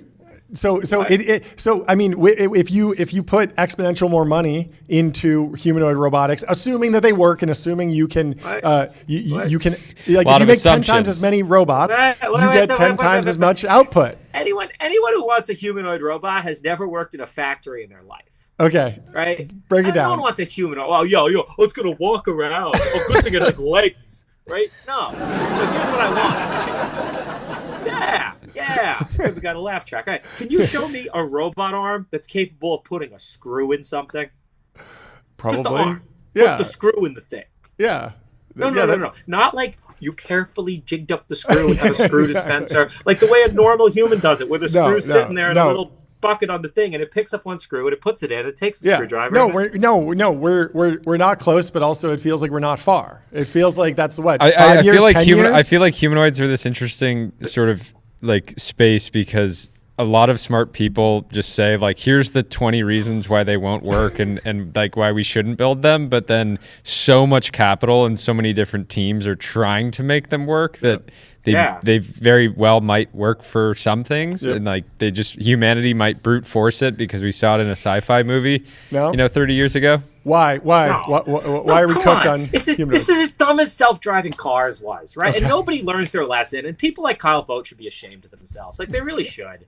These people who go and raise large amounts of money for another thing that, like, they should know. They should know better, right? Here's basically, like, remember in 2012 when Google said that, my 12-year-old daughter would never have to get her driver's license? Yeah. Come on, that's nonsense, right? And, like, now, okay, they shipped Waymo. It's in a few cities. They're teleoped, right? People how teleoperated are they, in your opinion? Is it effectively 1-to-1? It's more than 1-to-1. There's probably I would say there's 1.2 operators per car. But it's not. They don't have a steering wheel and pedals. Yeah. It is an autonomous system that they're probably doing some higher level inputs on. They're definitely, like, saying when you can be aggressive, when you should slow down. Whether you can turn at a stop sign or not. Yeah. Again. Like, here's the simple reason to know that it's like that, right? There's definitely some teleop of the Waymos, right? Yeah. Have you ever seen a picture of that room? No. Yeah, why not? I've always thought it was like an ace up their sleeve, because, like, if there's a lot of pressure on them to say these Waymos aren't safe, they can pull the sheet off of the ghost and say there's actually a human in the loop. Don't worry, it's safer than you thought. Yeah. Like, the fact that you've never seen that room tells you that it's way worse than you think it is, right? Okay. Tells you that there's way more teleop than you think it is. If it was really one person supervising 10 cars, Google would post those pictures all over the place. Yes. You don't see any pictures. There's crews that actually came out in the lawsuit. I think it was like 1.5 or 1.7 humans per car, right? Or vice versa, like, right? 1.5 cars per person, right? No. Wait, more people than cars? Yeah, that's what he's saying. That's insane. It's still that because an Uber only requires one person. Yes, I know. but so maybe the real innovation is just allowing somebody to get in a car and not have to talk about the weather or Exactly. I'll pay more for that. Yeah, but I mean, is there any hope that we drive this down and we get to 2 cars per person, then 4 cars per person, and it starts doubling exponentially, and eventually, like, we are there? I mean, yeah, like, it's obviously going to happen, right? Yeah. It's obviously eventually going to happen. If you want to see where the real state of the art of unsupervised self-driving is today, right? There's no person with FSD. When you get your Tesla, that's not teleop. You can go press FSD, and that's real AI. And, well, you can see how good it is, right? Would I take a nap in there, even for 5 minutes? No way in hell. You'd be stupid, right? How are things going on the comma side? Give us the update there. Pretty good. We're on track to we're on track to be 2 years behind Tesla. So there you go. So 2 years behind Tesla. But here's why we win, right? Because it's cheap. Okay, so when you think about self-driving cars, it doesn't look anything like the rollout of Hoover, right? Or Airbnb. When you roll out something like that, you're trying to roll out a two-sided marketplace. You got to spend tons of money on customer acquisition costs. You got to make sure that you've perfectly matched that marketplace right away, because if drivers aren't getting rides, they're going to leave the platform. If riders have to wait too long for drivers, they're going to leave the platform. So it's this careful balancing act. But once you get this marketplace, you got a moat, right? Switching costs are real high. Try to get everybody to switch at the same time. It's a challenging point. Never do it. Self-driving cars don't look anything like that. Self-driving cars look like scooters. The only thing that it's going to take to roll out big fleets of self-driving cars is capital, right? It's just strictly a capital market. If I look at a city, I can calculate how many Waymos there are. If I want to build my own network and deploy that network and run it at a lower cost, it's straight up capital. Easiest thing for investors to calculate. Very little risk. So self-driving cars are going to be this awesome race to the bottom. Right? It's going to be like scooters, where there's going to be like 10 providers of these things for a while, and then they're going to consolidate, and like one's going to do it. But people are really going to win. What's most valuable in terms of developing the next better version of full self-driving? Is it having a lot of data, building a big data center, having a great team to actually design the system? What's most important? Are they all equal? Yeah, all those things matter, right? I think the main thing that matters more than anything else is just time. Like, we're figuring things out with research. Infrastructure is getting better. I think that a lot of it's just infrastructure. I mean, my new company's AI infrastructure, right? Like, the infrastructure gets better. My coworker has a saying, is like, what we do is that we make the hard things easy and the impossible things hard. And that's like the goal of infrastructure, right? So you build infrastructure, your infrastructure gets better, and then what you couldn't even dream of doing 10 years ago is now one command today. And today, What's the current use case for most people with tiny boxes? That's by design, right? You're not supposed to know.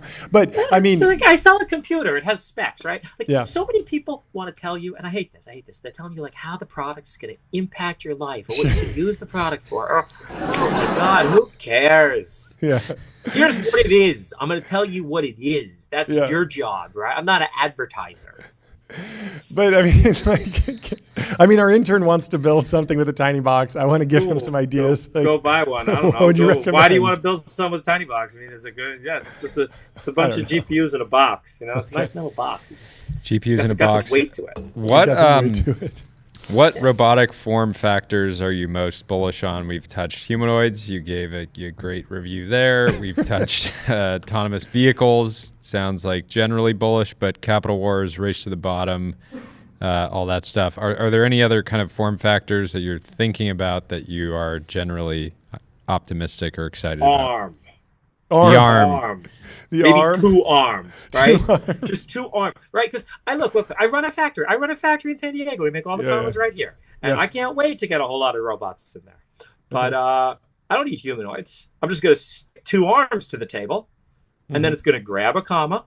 It's going to put the screen on the front. It's going to flip it over. It's going to put the 4 screws in it. And then it's going to pass it on.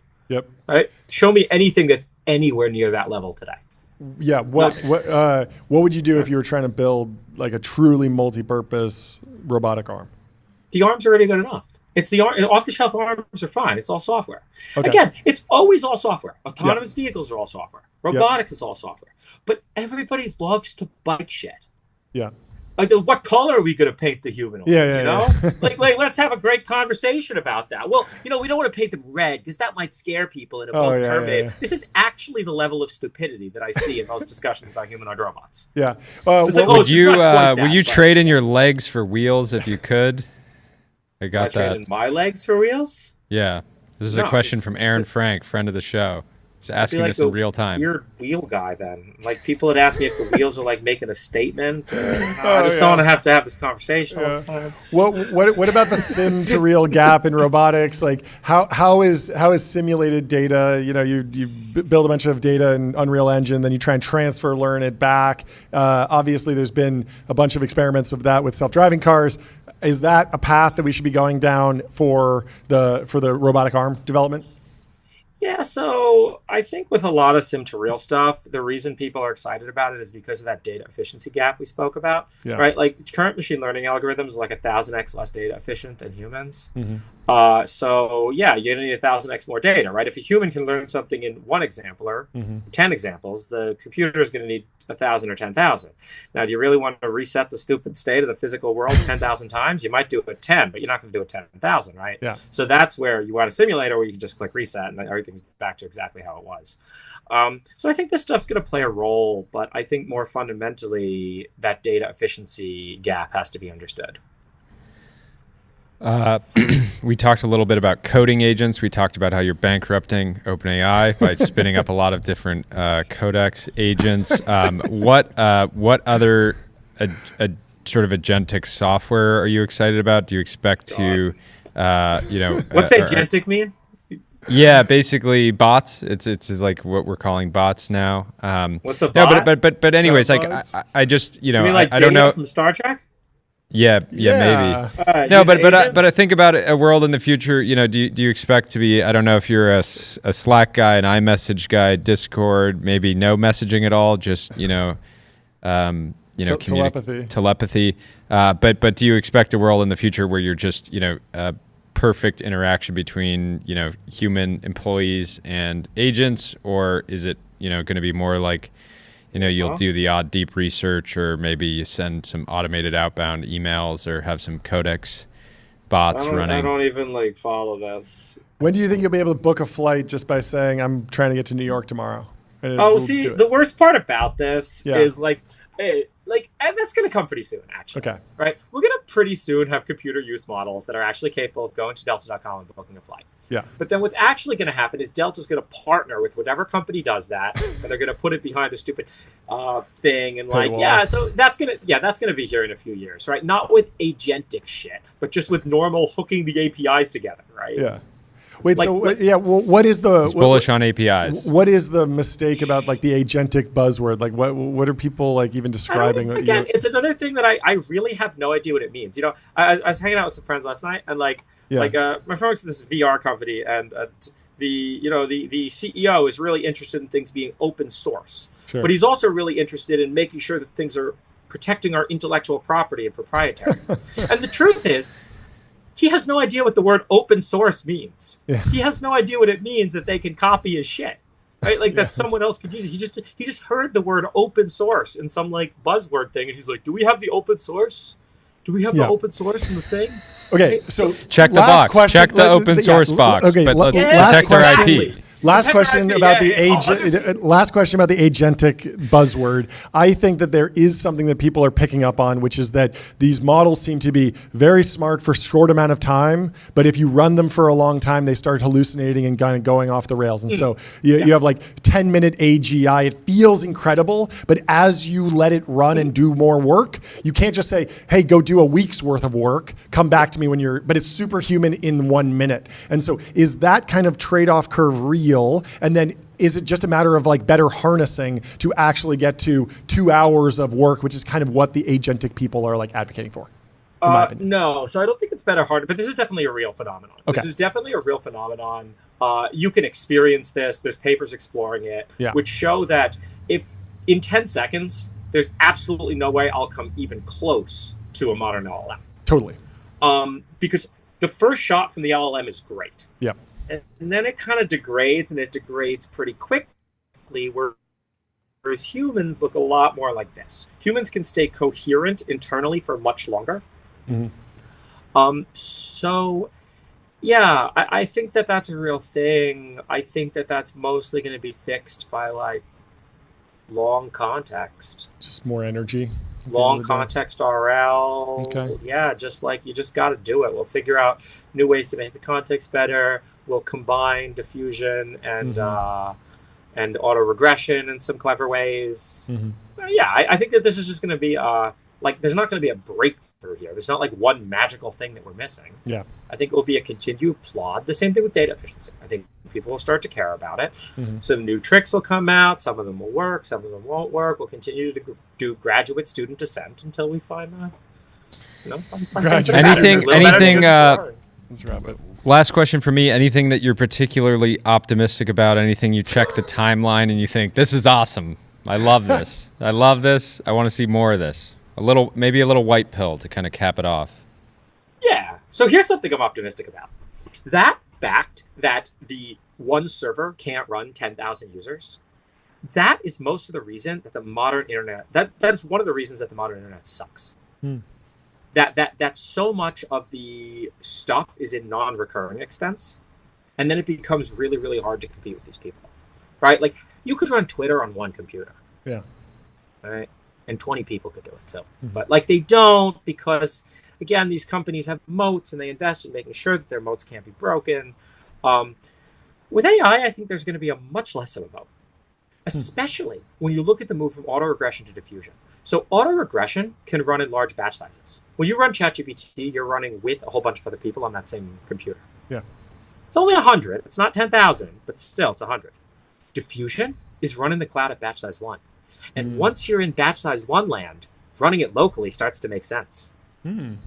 Actually running the models locally, or at least having your own computer in the cloud.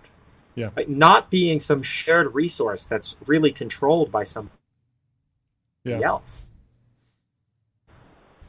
So yeah, this was never a thing because you can't put lots of people on a GPU.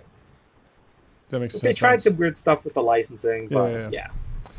Fantastic. Well, thank you so much for stopping by. This is a great conversation. Yeah, I wish we had a full hour. This was great. We'll talk to you soon, George. Cool.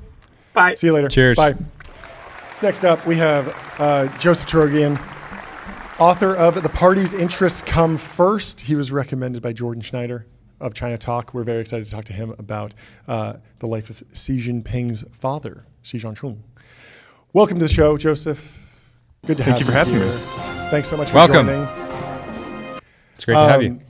I would love to get a little bit of your background, how you landed on this topic. It's incredibly difficult to research. I was digging just into the life of Xi Jinping, and there were no English biographies for a long time. One of the most deepest dives on Xi Jinping was from The Economist, actually, in the form of this podcast and this reporting about the prince. And I was interested how you got into this, what your background is, and then we could go through some of the story. So I had just finished a book about elite power struggles in the Soviet Union and China after the deaths of Stalin and Mao. And someone asked me to write about party history and Xi Jinping, and I thought I would do a short article about Xi Jinping, a little bit about his father. But what I did find out was the more research I did, the more I could learn, and that I could tell a really interesting story through Xi Zhongxun that wasn't just about Xi Jinping, but could be a sort of microcosm of Chinese Communist Party history in the 20th century. Got it. One of the themes that I've been kind of wrestling with, and my takeaway from studying Xi Jinping, was that there is this constant narrative of being both a victim and a perpetrator of party aggression, essentially. And I was wondering if that narrative feels right to you, where that comes from, why these leaders are so reluctant to reject the system that's sending them to jail or putting their family in hardship. Like, it feels unique, and it doesn't feel like something that happens in America. Or maybe I'm just brainwashed by American politics or something, and it is happening over here and I'm just not picking up on it. But is that a theme that you picked up on and you think is like worth digging into? Is it what's unique about this story? It sounds like you read my book quite closely. That is certainly one of the themes. There's a puzzle there, which is Xi Zhongxun, the father of Xi Jinping, was persecuted by his own party on several occasions, and the party asked him to do things that he thought were wrong. Nevertheless, he remained devoted, and I think to appreciate that, we need to look at this Bolshevik communist political culture. And it's because these people see the party as a source of meaning and purpose in their lives. So in that sense, to reject the party would have meant rejecting themselves. So perhaps counterintuitively, when the party hurt them, the motivation was to redouble their efforts to win back the party's trust in them. Do you think that there's I'm still struggling to understand the dynamic of like how dominant the single party is in China, and I'm wondering if we compare it with American politics, we it feels like we're always in this 50-50 stalemate where every 4 years it's neck and neck. And then yeah, maybe one party wins by some sort of margin, but I've always wondered if if you talk to somebody who's like a socialist, they're always really upset because they're basically like, well, they're both capitalists who are running. And so they see it as a false choice, but the vast majority of the American electorate is incredibly animated by the differences, even though they might be somewhat minor if you zoom out a little bit. And I'm wondering, like the more single party system versus the dual party system, how does that emerge? Can you give me some history of the party and why is it so stable? So Lenin said that what we are doing is building a party of a new type. And he thought that Western political parties, as you said, were essentially representative of dominant class interests. What Lenin wanted to do was create an organizational weapon. And the reason for that was he was running a conspiracy and he wanted to take over the country and then use violence to transform it into something that was completely different. And to do that, you need to create an institution that can force people to do things that they might not want to do. It's by design constructed so that the top leader can make a choice and then everyone has to follow along with that choice. And sometimes that choice is wrong and has devastating impact for the party and the nation. But you can see that if you have such an ambitious agenda, what you want to do is create a system where the top leader is sort of firewalled from any kind of political consideration. Can you, I mean, there's so many anecdotes that could kind of tell the story. Would you mind telling me which story from Xi Zhongxun's life really stuck out to you as emblematic, or maybe even just give me the high level, because we kind of just jumped into it. Give me like the high level story arc that you decided to weave the entire narrative through. Yeah, so he was born in 1913. That was only 2 years after the collapse of the Qing dynasty. Yeah. He was born into a rather dramatic place. He was born near where the terracotta soldiers are, which probably many of your viewers know about. That was where Qin Shi Huang forged the first unified Chinese state thousands of years before, and it was the city where emperors had ruled for millennia. But by the time Xi Zhongxun was born, it had fallen into years of banditry and war and famine. And he was attracted to radicalism, trying to figure out a way to help China escape from these imperialist encroachments and political infighting at home. And his first political act was an attempt to assassinate an academic administrator, and it failed. He got a bunch of teachers sick and was thrown into prison and joined the party there. How old was he again? Wasn't he like 15 when he was sent out? That's right. He was very young. And what's interesting too is crazy. He didn't really have an intellectual attraction to communism. Yeah. And when he was released from incarceration, he read this novel. That's a terrible novel. It's basically just a protagonist who goes from one disaster to another, but it fetishizes this idea of resistance and struggle. And so it speaks to the fact that, for a lot of these people, their intuition was that something needed to be changed, but they weren't exactly sure what, and the party was a source of meaning for them. I know you mentioned that he had a lot of interaction with the party around relationships with other religions, and I was wondering if you could kind of, like, when I grew up, I remember like the Free Tibet movement, and it's kind of like fallen by the wayside. Tibet's not really in the news much anymore. Could you take me through the story of his interaction with some of these kind of tangential groups in China, and how the history of those relationships played out? Yeah, I'm glad you asked that. So within the Chinese Communist Party, you would have people that were experts in the military, on economics.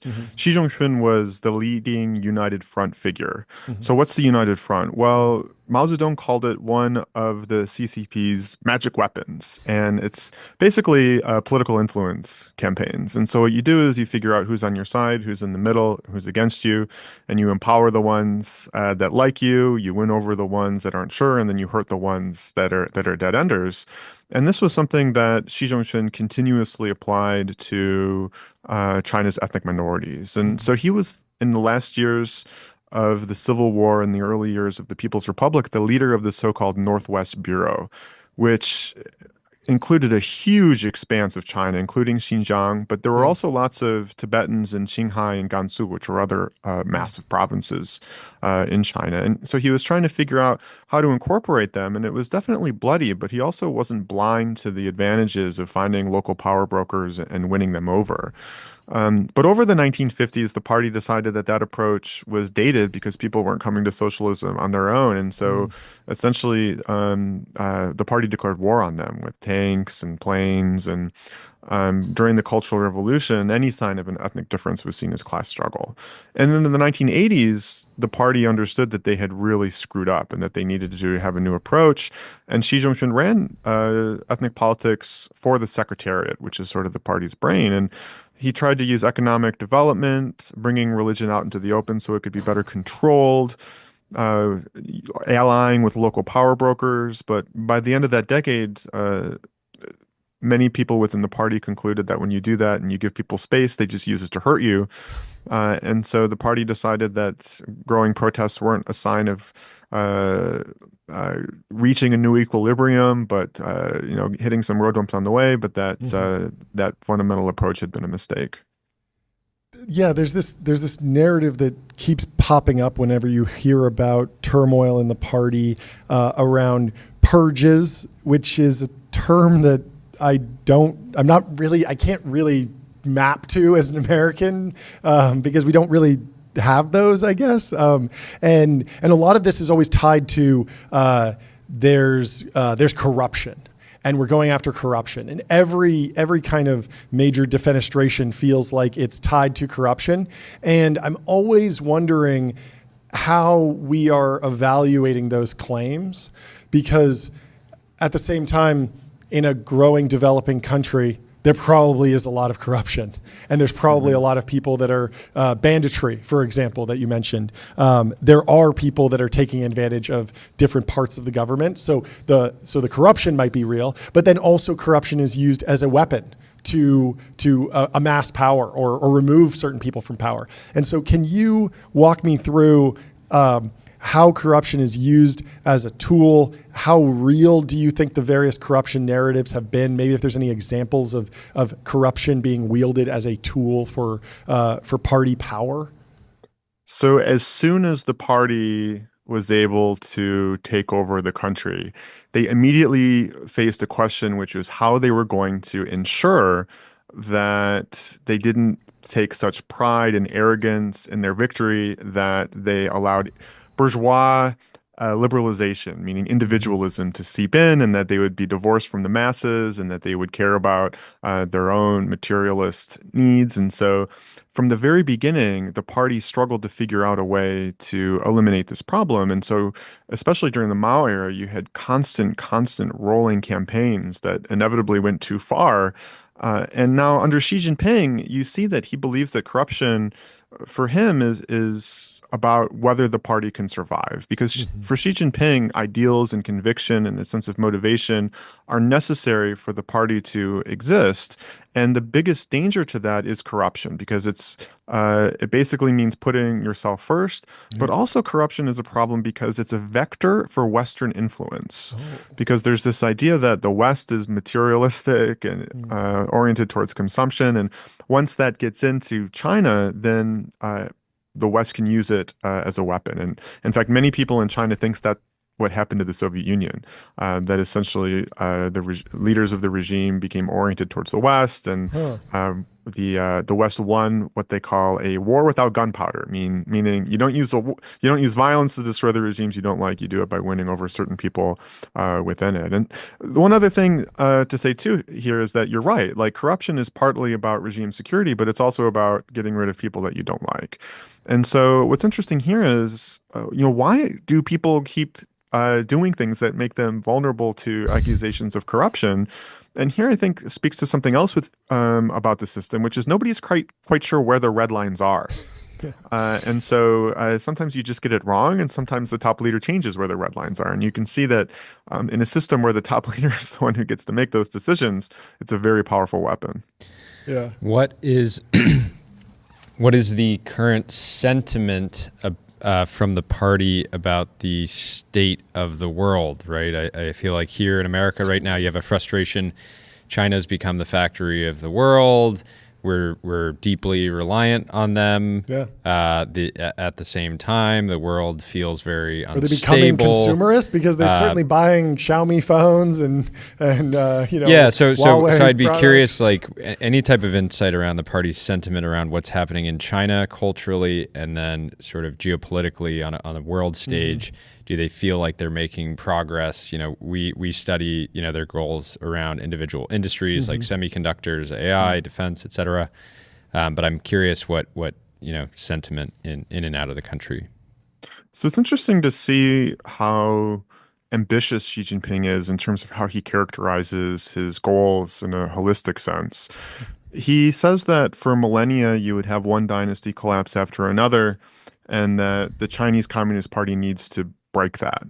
And his solution is this idea of self-revolution. And basically, what he wants to do is figure out a way of how you win over the third and fourth generation of young Chinese to the revolutionary cause. And your questions speak to a dilemma there, right? Like, you can see how a message of sacrifice and rejuvenation is meaningful maybe for many people, but that he also recognizes that economic development is essential as well. So, how you balance those two things at the same time is not clear. And it's something that I think the party has constantly wrestled with from the very beginning, how you balance ideals and conviction and motivation with being practical and thinking about economics and that kind of thing. In terms of how China thinks about the world, they see real inherent strengths in their system.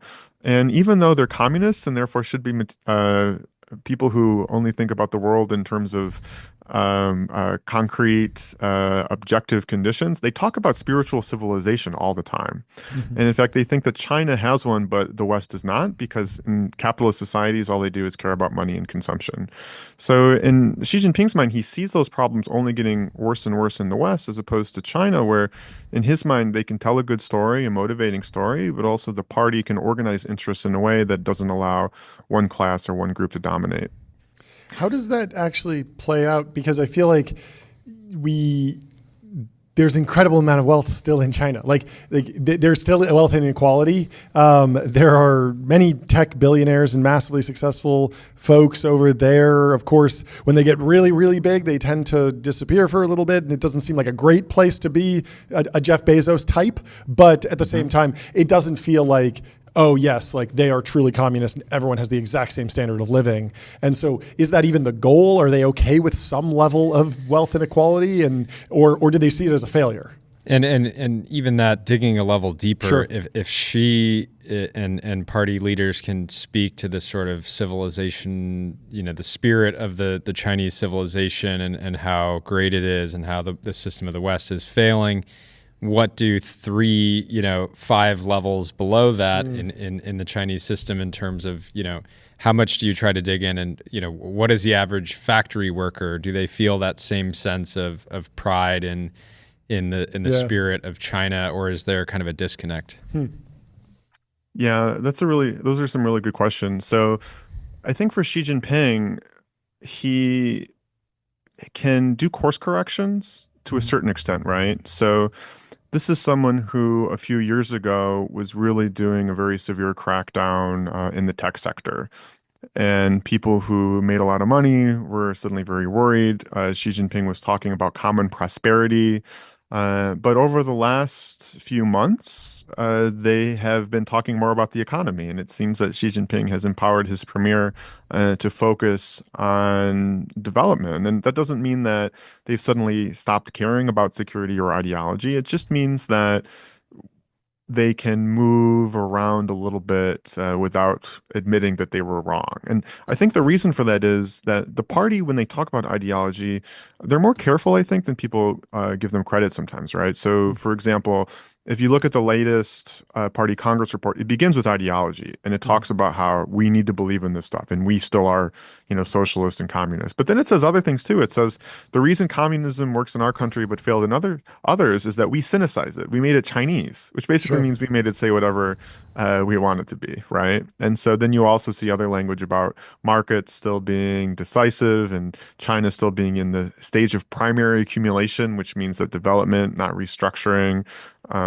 society is the top priority. So, they talk about common prosperity because they know that they need to tell a good story about getting rid of inequality because they subscribe to socialism. But then you have all these buts and ands, right? So they say, we're not going to become populist like Latin American countries by allowing people to have such a social safety net that they feel that they don't have to work hard. And so for all of these reasons, I think that he's trying to manage dilemmas because he can't solve problems, if that makes sense. Yeah. Have you?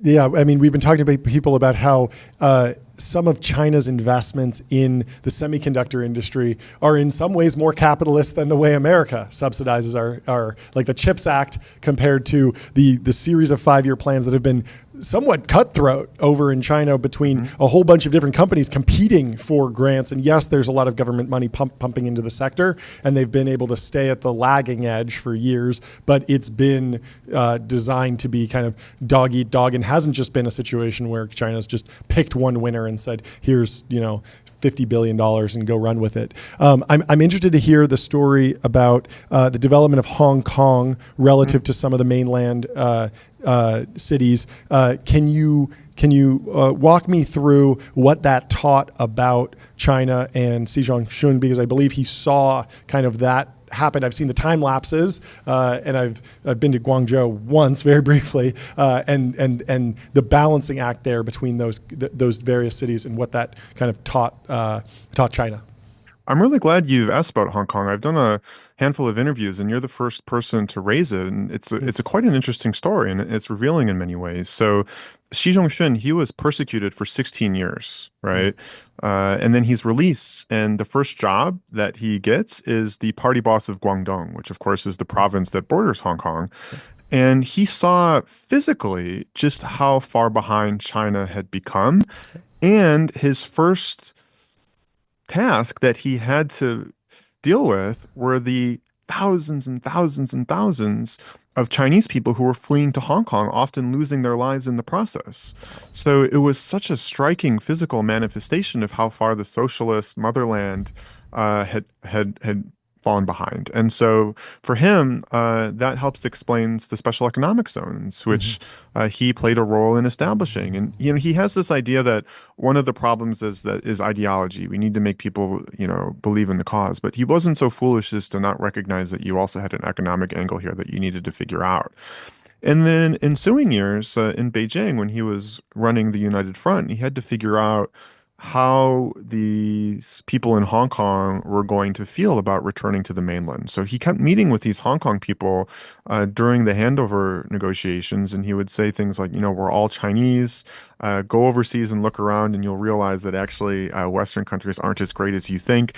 You put your money in a bank and the fees are greater than any interest that you would make. These kind of like sort of jabs, very conventional communist views of boom and bust, and that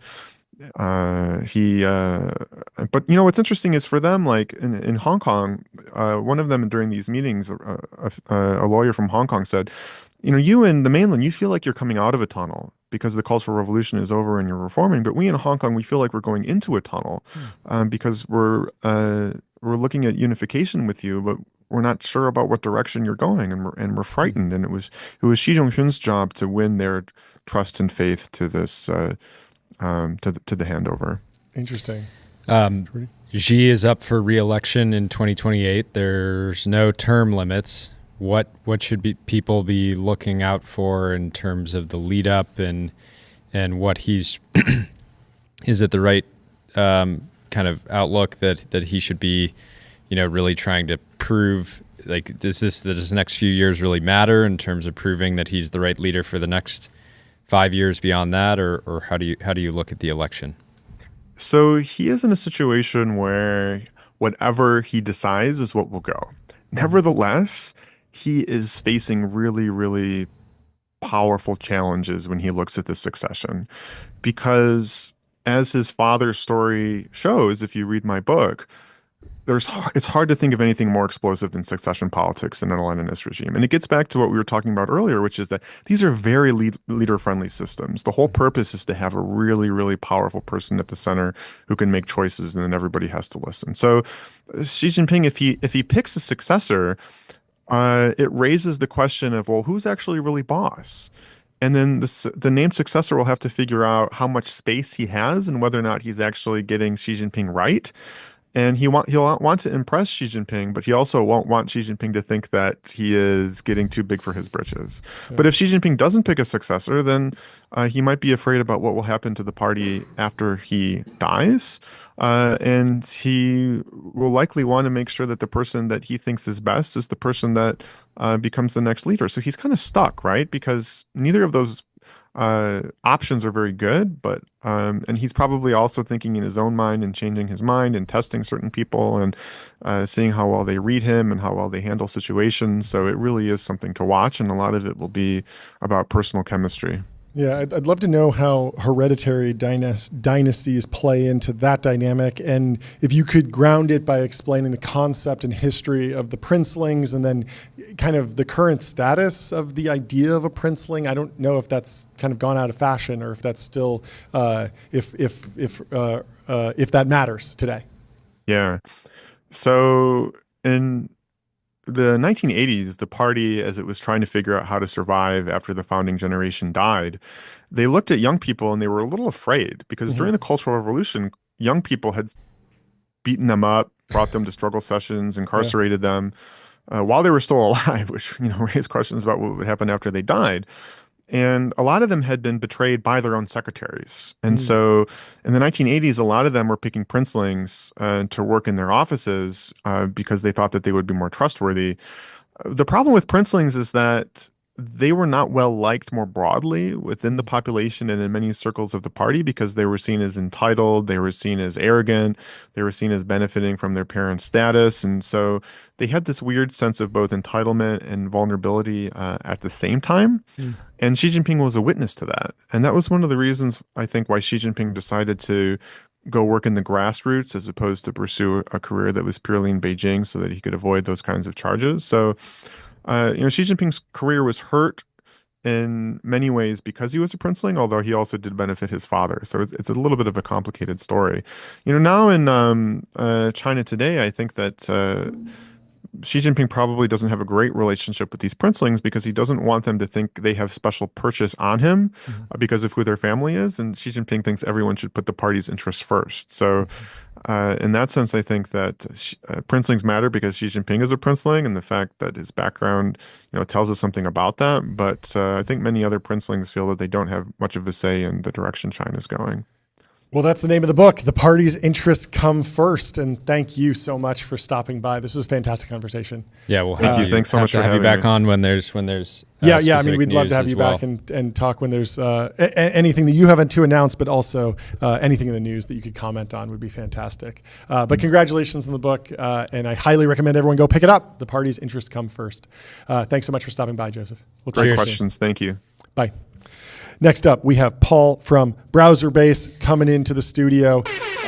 He's not here yet, and you know what that means. We get to do some ads, baby. ADIO, customer relationship magic. ADIO is the AI native CRM that builds, scales, and grows your company to the next level.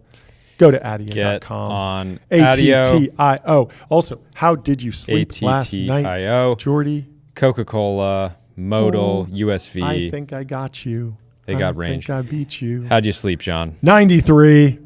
Only 7 hours and 19 minutes, but great on quality, great on consistency. Back on my game. No! Back on my game, 97. Oh, it's a disaster. Put up a clean 8 hours. Oh, brutal. Okay, well, congratulations. You're back. You've been back in the game. You had a rough week. It was about a 10-day period that perfectly coincided with me being you beat me sick. 10 weeks in a row, but I beat you for 1 week, and it felt like 20 weeks of victory for me. I was pumped. That's right. Anyway, that's right. I will let you take the intro with Paul. Get the details from him on what's going on in his world, in the Browserbase world. There he is. Mr. Paul Klein the fourth. Welcome. Hey guys. Big day for you. Break it down. What's going on? Good. Series B announcement today. Of course, Saquon has his touchdown chain. I brought the Browserbase chain in to You got the celebrate big today. B? You got the big B? All right, well, I'm going to hit the gong for the Browserbase. big B if the team Let's do can it. go to the wide. Get ready here. There we go. Solid connection for you and the Browserbase team. Love to see it. Love to see it.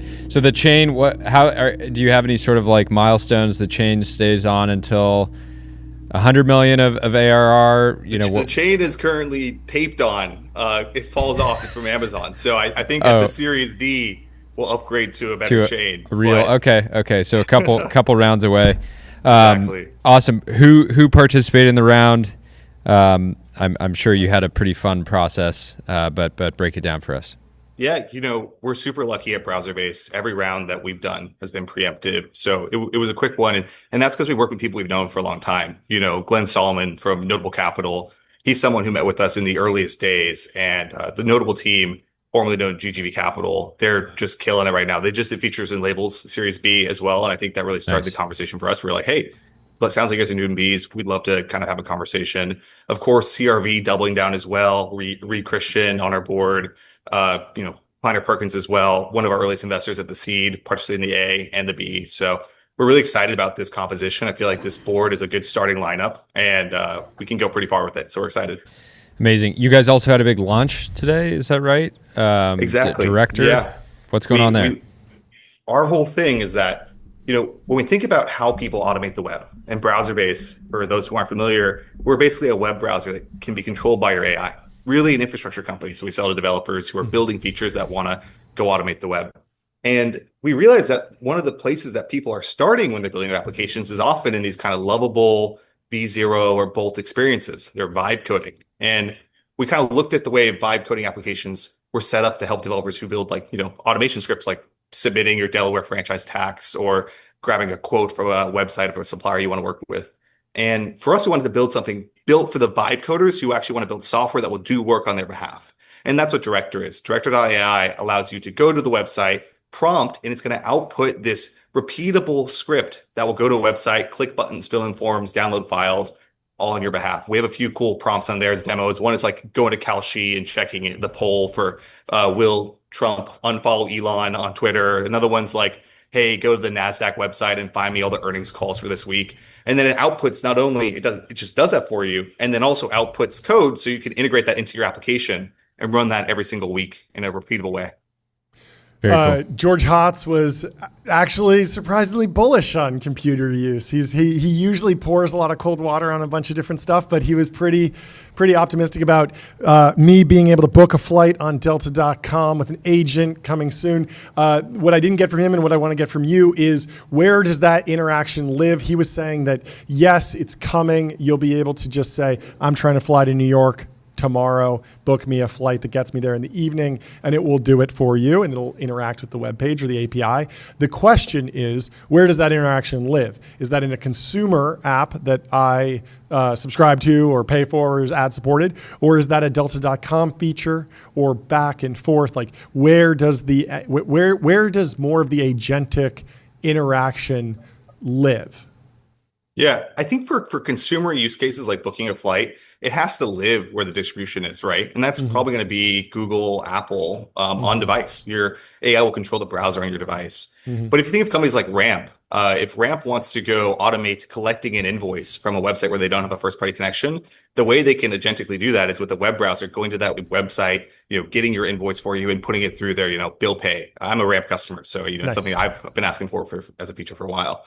So I think that for consumer automation use cases, it certainly will live on device or in some sort of consumer app, maybe ChatGPT. But for the B2B use cases where you're actually using some software and the automation is an extension of the existing software, that's where I think the browser and more generalistic computer use that lives within a company like Browserbase is really going to stand out. Yeah, let's dig into that Ramp example more, because I've had to do this where I've wanted to classify like an Uber receipt. For some reason, I wasn't subscribed to the emails, and so I go into the Uber website and I pull the receipt down and then I upload that to Ramp, right? with Browserbase, they could potentially do that if they have my login. Long term, there's probably some sort of API interaction. And so I almost feel like there's this weird world where like you see a lot of people do using computer use, and then once something really takes off, then they automate with an integration. But then there's like a new wave. So is your growth kind of like a series of S curves? Is that the way to think about it? Or do you think that people will just be so happy with the results from computer use that they will just say, why would I even bother building the direct API connection? Well, I think there will always be direct API connections, and there should be. You know, if someone is appetite to build that, I highly encourage it. Yeah. I think about like the rest of the internet that already exists. Are we going to rebuild that internet? The analogy I like to use, and I use in this piece today with Alex Conrad, is that when we think about Waymo, Waymo drives on the roads we've already built, and Waymo's got good enough to navigate those roads. It might be more efficient for us to build highways just for Waymo or just for self-driving cars to go out and browse. But in the end, like if AI can use the internet the same way we can, just as well as we can, why not just let it browse the web like we do? Short, high-speed rail, I'm hearing. Because when you think dedicated roads for something that's autonomous, that doesn't need to steer, that's a high-speed rail. But yeah, why not just be in a self-driving car? How much are you thinking about bigger partnerships long-term? There will be some, companies that will not be excited about computer use agents kind of, interacting with their web properties. And at some point you might be, constantly going back and forth with them, trying to figure out a way to, I don't know exactly what it would look like, get around CAPTCHAs and things of that nature. But is that something that over time, I mean, we've had Zach from Plaid on the show many times, and, early on they were sort of doing things maybe manually and then with software, but then they ended up developing out, meaningful partnerships to enable these sort of interactions to be more seamless. Is that something on your roadmap at all? I can imagine just after you guys have raised, over $50 million in a very short period of time, I imagine people are kind of knocking on your door now at this point to have conversations as well.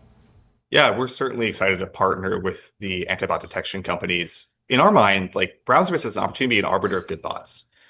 For example, we may be able to help a customer of ours say, hey, we're this small startup. Here's our use case. We've done KYC with Browserbase. We have, restricted domains that we can only browse to. And we could help kind of represent them to the broader, anti-bot community and say, this is a customer that we've certified. And I think for the longest time, anti-bot was built because there's only bad bots online, but now there's good and bad bots. And on Browserbase, we hope that we can empower, show, and prove that these are good bots and use the brand that we built as a center part of our trust. But regardless, Plaid is an amazing company, right? I've really looked up to Plaid. It is possible to build integrations for every single bank out there. There is like a finite number of banks, or at least like a workable or tractable number of banks.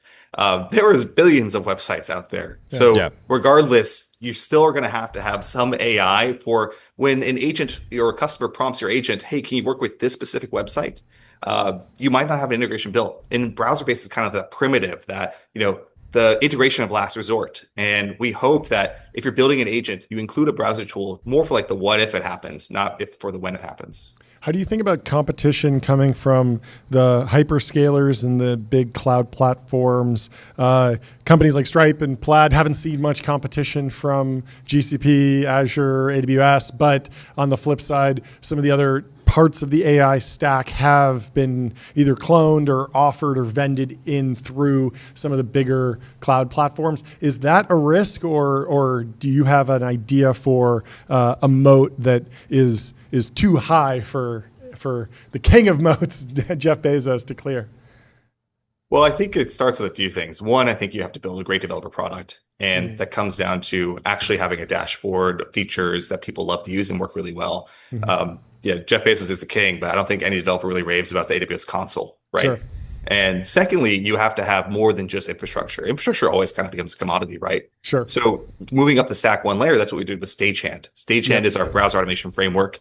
When you build it, you kind of write code and it generates the integration. When you write Stagehand code, it actually generates the browser automation functionality in Browserbase. So it's like one layer up. The analogy here is like Vercel and Next.js, Browserbase and Stagehand.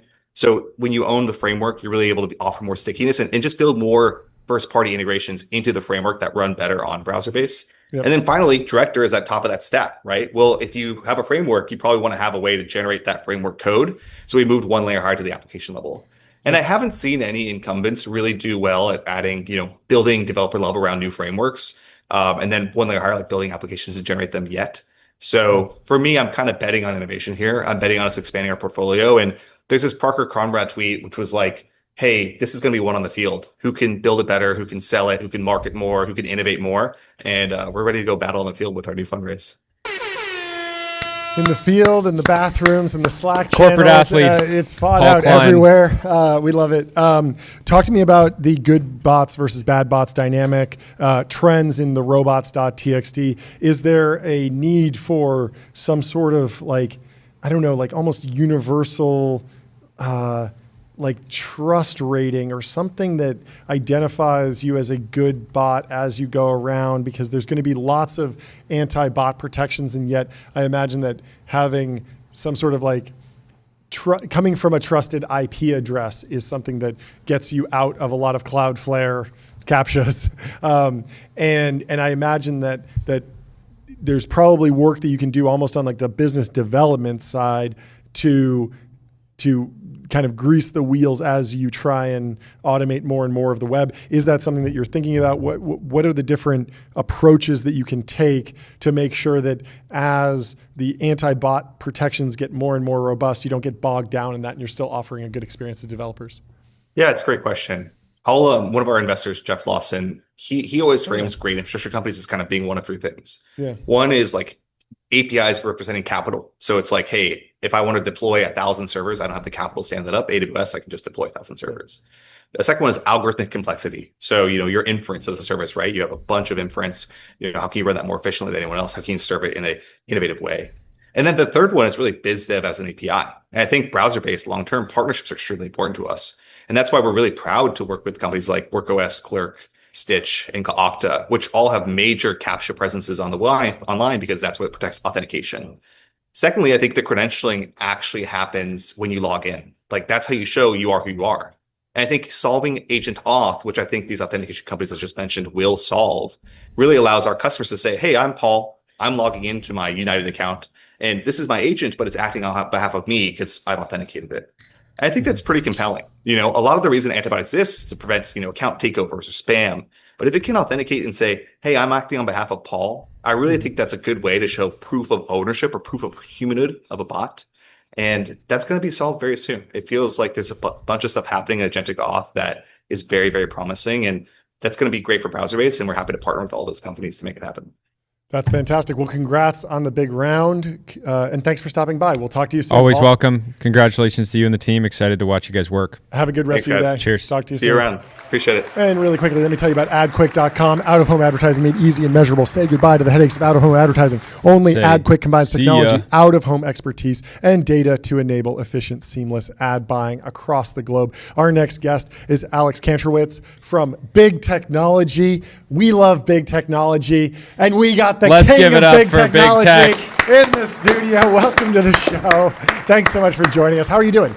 Thanks, guys. I'm doing great. Great to see you. Thanks for having me on. Would you mind doing a quick introduction on kind of how you frame yourself in the giant pool of big technologists and big technology folks? Definitely. I think it's fairly straightforward. I'm an independent journalist. Sure. So I used to be working within newsrooms. In 2020, I quit BuzzFeed News, started my own thing. I've been writing the newsletter for 5 years and doing big technology podcast for just underneath that. Amazing. And I mean, this is just we can go into a bunch of other stuff, but I want to talk the meta level, the inside baseball for a little bit.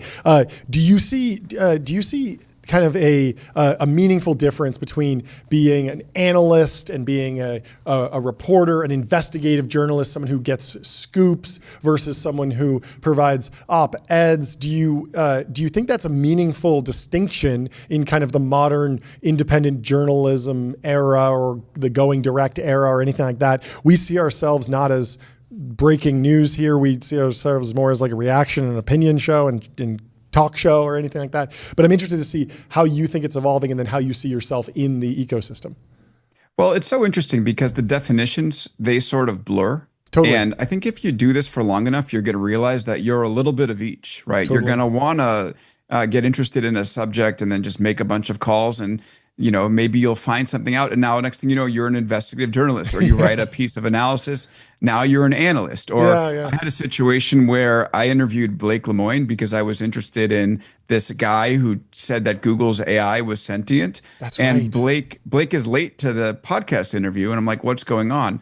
And it turns out that while I was waiting for him, Google was firing him. Fired. Yeah, I knew. Correct. It's crazy. So I said mid-interview, "Hey Blake, this is news. Can I get a comment from Google and publish it?" And he goes, "Yeah, sure, go for it." So then I write to Google mid-interview. We publish the story on Big Technology because I have a Substack. Yep. I wake up the next morning and it's a story in the Journal and Bloomberg and the New York Times and a bunch of other places. Most of them said as first reported in Big Technology. Yes. So then I'm a reporter with scoops. So I think that, I think the key to this stuff is, are you present? Are you curious? Are you going to try to serve your audience? I know you guys are doing this, so you're probably, in all these buckets as well. And I think it's one of the cool things about doing, reporting or news or information on the internet is you get to play, in all of these different buckets. That's fascinating. I had not thought about it that way at all. That's fascinating. Anyway, let's move on to the big news. I'd love kind of your reaction and breakdown from WWDC. We talked to a lot of folks about it, and I mean, obviously a lot of mixed reactions, but I came away kind of optimistic that we could be going into this era of like a new explosion in AI apps with leveraging on-device inference. And I was extremely optimistic about it, but there's a lot of other narratives going on. What was your takeaway? Yeah, it was really interesting. So I was there. I was on the broadcast riser because I was doing some stuff with CNBC. Cool. And I have never seen a more different event 1 year to the next. Last year, super enthusiastic, a little bit more open, big vision setting with Apple Intelligence. This year, I think they spent, this is a conversation I had with MG Siegler last week. They spent more time talking about the phone app than they did AI. Wow. So it was clear that the expectations have changed for Apple, and they ran into a lot of difficulty building AI in the same way a lot of companies have run into difficulty building AI, because I think anyone who builds with this technology knows. I'd be curious to hear from your listeners and viewers if this is the right perspective, but it's probabilistic. It doesn't act the way that you want to all the time. If you're a company like Apple with a very high quality bar, it's not very easy to wrangle this technology. This is why I think that they should buy Perplexity, because they can just integrate an AI search engine into their products and have that control that Apple wants. So we definitely saw a very big change last year to this year. And the focus was really on this new design, liquid glass, that they've brought into iOS, which is starting to roll out in like the developer release. And with a bunch of fixes, we'll all get access to it at some point soon. But it was definitely, a very subdued event for this company. And it's interesting that I'd actually be curious to hear why you think that this on-device development is the thing that's going to lead to an explosion in AI apps. The conventional wisdom from the people that I speak with about this is that you can already build fairly fast applications using the stuff that's available today, and you can build much smarter applications with these larger parameter models and this very small model that Apple is making available on device. So I didn't really find that to be a needle mover, but I'm curious to hear why you think it is and what your audience is telling you about it. Yeah, I mean, I think there's still I think there's this hangover from war stories where developers created a cool experience, released it, and then incurred massive costs from it going viral, because a lot of these generative AI features are naturally so exciting and novel that people just have this excitement to use them, and that was leading to some meaningful costs that independent developers.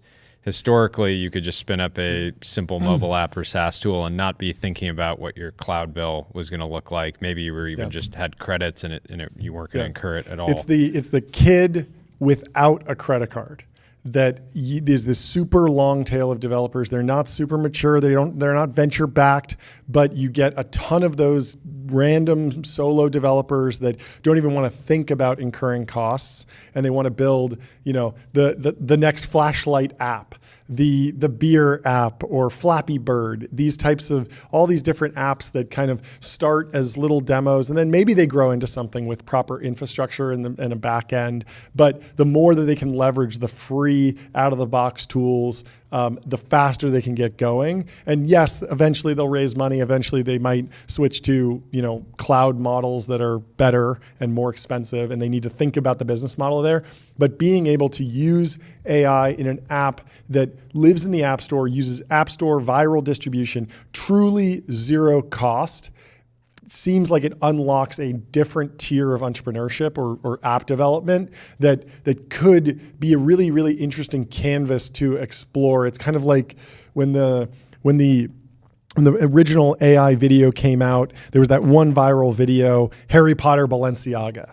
And it's like, that's something that could have been done with a traditional CGI pipeline. Like you could have gotten ILM or Pixar team to go and make that. Like it was doable with the previous technology, but when you lowered the cost from $1 million to do a 3D face scan of Dumbledore and put him in Balenciaga, or hire the actors and shoot it with cinema cameras, when you lower that to just a couple creative prompts, like that human creativity part comes out and you get a viral video, Harry Potter Balenciaga. Right. And the same thing I think could potentially be on the verge of happening with viral apps as the overhead and the cost to develop software drops with products like Cursor and GitHub Copilot and Windsurf and Codex and Devin. And as that drops, and then also as the ability to call AI inference on the device, we're already seeing it. There was a cool app that went out on X earlier today or yesterday. Somebody made the Tom Riddle iPad app, so you can write hello, and it kind of dissolves into the UI, and then a script writes back to you, and that's all generative text. And so it's just a simple, fine-tuned prompt. It doesn't need to be IMO gold medalist, like amazing math, like it's not PhD solving, level. it's not leading benchmarks. It doesn't need to lead benchmarks. It just needs to be conversational and with an interesting UI. And it's something that this developer was able to build pretty quickly. And for like a young Harry Potter fan, that's going to be a magical experience for, maybe a couple minutes, maybe an hour, maybe it doesn't turn into the next big thing, but you get 1 million of those in the App Store. And then one of them, develops and becomes something really, really cool. So that's why I've been very optimistic. Let me give the counterpoint, which Please. is that with the biggest models that we have and such powerful models that we haven't yet seen a critical mass of hit apps that you would say, oh, if we could just bring the cost down, we would get an explosion. But you have opened my mind. I'm willing to say that this is definitely something that I hadn't considered, where you could have the sort of low lift, fun apps that don't make the developer go broke, that maybe were cost prohibitive to build beforehand, that we might see. So yes, let's talk about this in a couple months, and then we'll see what happened. Yes. So I mean, I do agree with you. And the example that I think would be worth digging into is, do you remember that app Lensa? It was this magic avatar app. You download the app and you take like 10 photos of yourself, and then it can generate like an AI image of you. It was kind of a precursor to the Studio Ghibli moment. Yeah. And they were extremely good at monetization, because they'd be like, yeah, we're making the image. Do you want it? Buy this $20 one in-app purchase. They did very well. It was a little bit of a flash in the pan. I think it went really big, and then they haven't shipped an out. Update since December 2021. Yeah, it didn't really go anywhere, but that felt like an important shelling point for generative AI imagery. And then we saw it again with Studio Ghibli really taking over the internet. I feel like we haven't had that in text yet. There hasn't been that, like, where's the Harry Potter Balenciaga for something that was just purely text generated? But I think that it might be a cost issue. It might be something that people just haven't had a chance to play with at low enough cost. And I think that anytime you reduce the cost, like GPS, you drop the cost of that really, really low, and you get Uber. And I'm just still optimistic that there is a binary difference in 0.00001 cent and 0 cents. Like I hope zero you're right. is actually important. Yeah. I'm smiling because I'm remembering this Lensa moment, and there's been this, like, it was the start of people being like, don't upload your face to AI because then they'll have your biometric data. And I remember in the middle of the Studio Ghibli thing, there was a tweet that came out like that, where someone was like, be careful about uploading your face to ChatGPT. And then someone took their Twitter avatar and Ghibli'd it underneath. Yeah, of course. And I was like, all right, well, no good deed goes unpunished, I guess. It's so brutal because the company that did Lensa pivoted to something called Prisma, which was a photo editor with like cool It's a Russian company. So it's cool artistic filters, and they basically built the Ghibli type experience, and then I think they were actually Prisma before, because I think I'd used that's to try the name. and do Prisma style Labs transfer. is the name of the company. And it was never quite there, and then OpenAI just kind of leapfrogged. And I think that will be a dynamic that happens a ton. I think that there will be kind of solo developers, kids that build a magical experience, like the flashlight app, and then yes, Apple will steamroll them, but that solo developer, that kid, will probably make a ton of money with like a $2 in-app purchase just for upgrades, or throw some ads in it or something, make some initial money. But even more important, the experience of having like a hit app sets you up for, okay, the next go round, I'm ready to raise money. I'm ready to think about the 7 powers or the moats that I should build around my business. Maybe I wind up going into B2B software or infrastructure or something else. But they've caught the itch of entrepreneurship, because they've had that taste of like, I built a product that had an impact. And that's something that I love when those things get unlocked at an earlier stages. It's a very cool idea. I mean, I've had this idea to build this generative AI app where it's like a choose your own history, where you can either play through these scenarios, because you can do this. You can like prompt Claude today, and you can do it today. Where you could like be a historical character, like let's say you wanted to be like Alexander Hamilton during the American Revolution, and sort of like experience that as he did, quote unquote, right? But doing it through Gen AI experience, you can do that. I think the problem has been that the models haven't been powerful enough for the thing that I want to build. But I think that you guys are onto something. Like if this is a moment where Apple might start with the smaller model. Let's see what happens. Maybe you get the equivalent of that beer drinking app. If that works out, then there's a lot of incentive for them to put much bigger models within the operating system. And then you could really unlock some very cool things. And it does make sense that if you end up not going broke by building a Gen AI app that becomes popular, you might want to build another one. Yeah, I actually had this exact experience, the historical character on Character AI, the app where you can chat to a fine-tuned LLM on a particular person. I picked Stalin, and what does that say about you? No, I'm kidding. Well, I'll tell you. So I was like, I want to go and argue with Stalin about communism, and I want him to play the steel man, the literal steel man in his case, and I want to have a real hardcore debate about what Stalin did, my perception of him. I feel like I have a lot of good ammunition to fight back against his ideology, but let's go have this debate. And so I started debating with this character AI, the Stalin, but it had been so RLHF'd and so fine-tuned on like American values that Stalin would come to me with something like, yes, like, I did a lot of bad things and I'm like, sorry about it. I was like, I don't think Stalin would talk like that to me. I think Stalin would be very proud of what he did and not admit fault. And I was like, okay, character, you clearly didn't fine tune this enough, because it's still rejecting, the real communism. Real communism in character AI is never maybe he tried. slept with it and realized that, maybe I did get a few things wrong. That's not the Stalin I wanted to debate. The genesis of my idea was just dumping Wikipedia pages into, I think it was Claude, and basically playing these scenarios as like maybe somebody who's not like in the power position in history. Oh, that's so cool. I always find it interesting. So my wife is European, so we've like visited a lot of like historical sites in Europe.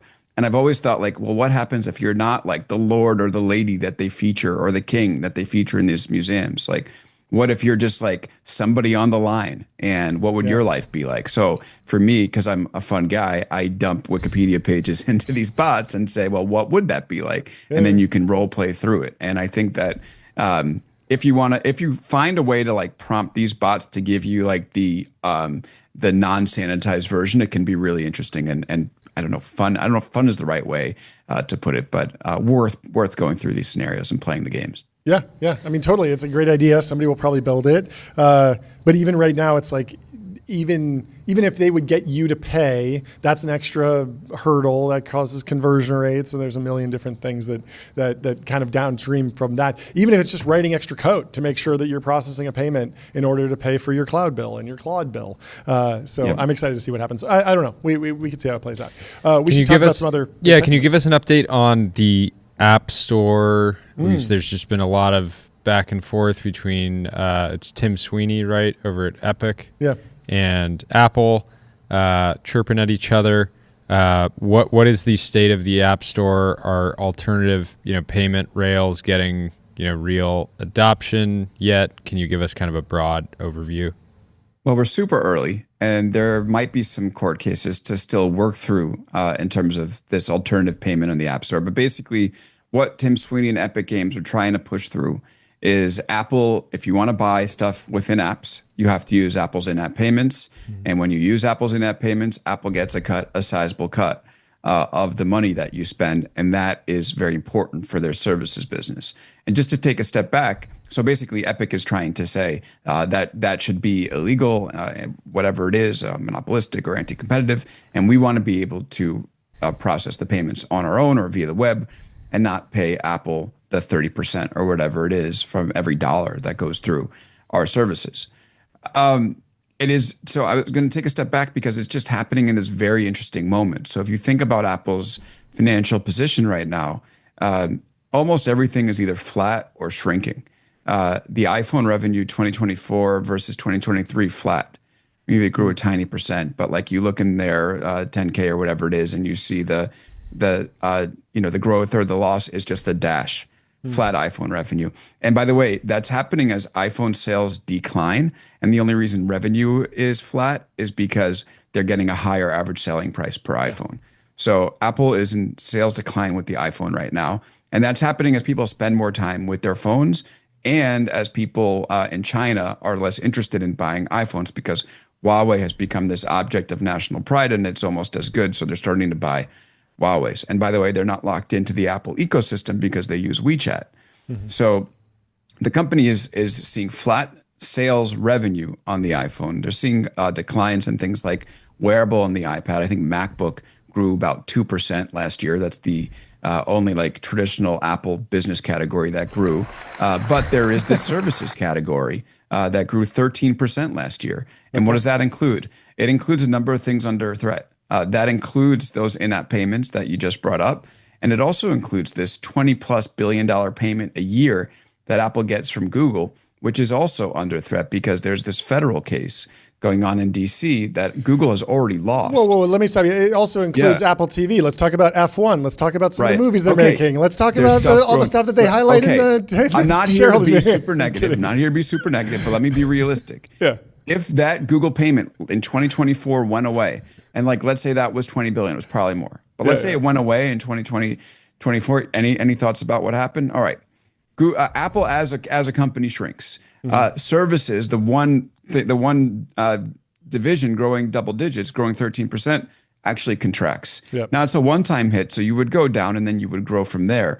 But the reason why Apple is in the $3 trillion range is because it has this services division, which investors will value as more of like a software company. So there you could get into like the 30 or the 35x multiples versus a hardware company, which is the other thing you didn't mention is lower margin. iMessage has also opened up pretty dramatically too, where you have read receipts. Between it's pretty cool. Android. You guys have seen the Android folks typing and been like, "What's that?" or seen the red receipts. Like, why is the green bubble doing the typing thing? It's starting to happen. So you're right.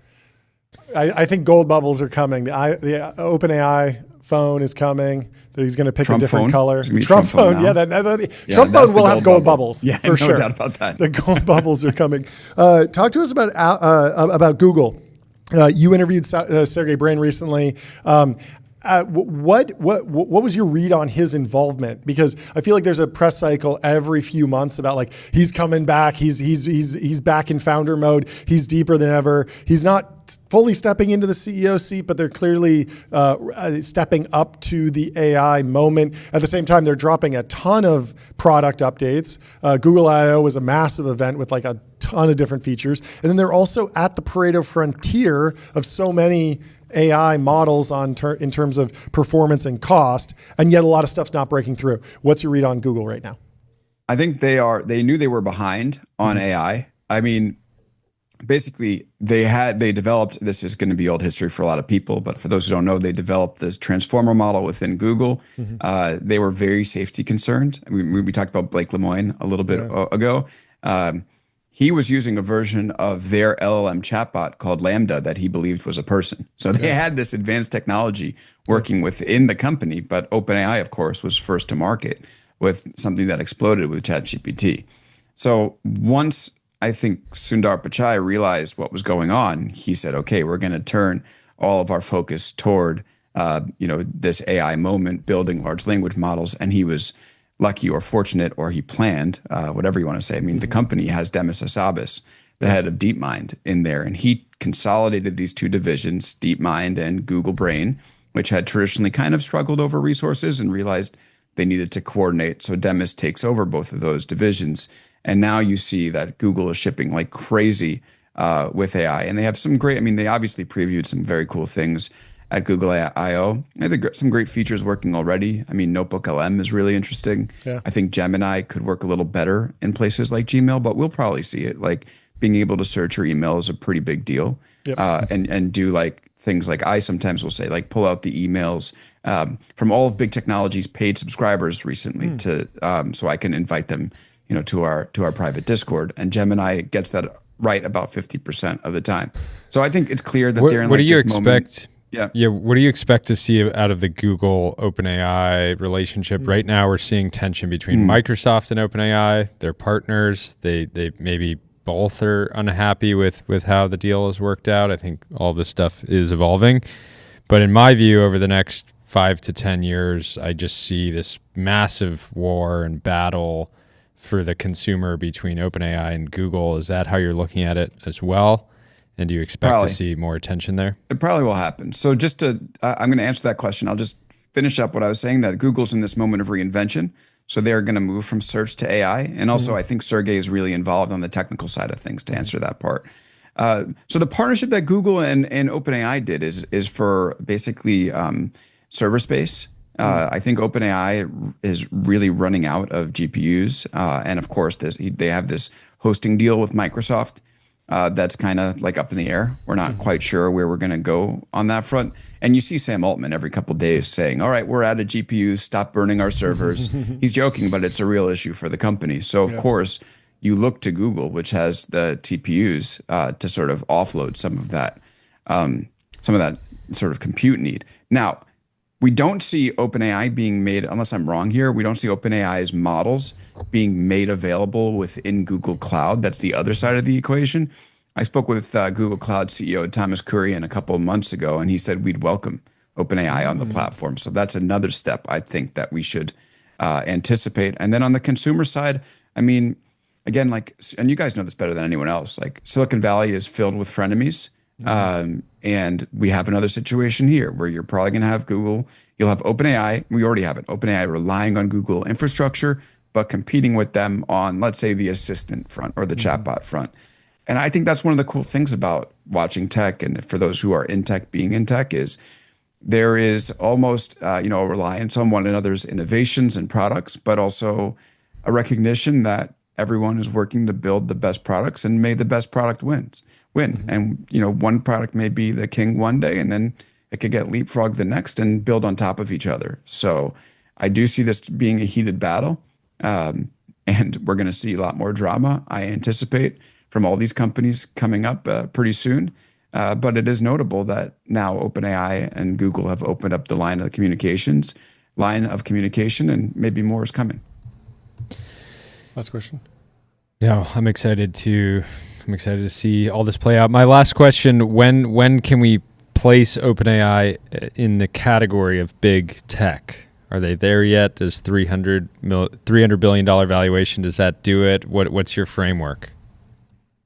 It's so interesting because yesterday I was seeing people on X talk about like whatever happened to FANG, right? It was Facebook, Amazon, Netflix, Apple, and Google, and people are calling it Mango now. You guys saw that? Like Meta, Amazon, I Apple, saw some jokes about Nvidia. I just like Mag Google. 7. Mag 7 Yeah. works, but we're hoping that YC can make enough startups so we get the Mag 70. We'll Right. see. We'd like to expand it. yeah. So I would say, look, I'm not a Mango head like the O in Mango is OpenAI. I'm not a Mango head yet, but it certainly seems like they're on the trajectory. So I'll put my order in and we'll wait on it for a little bit now. How much have you dug into the innovator's dilemma with regard to Google?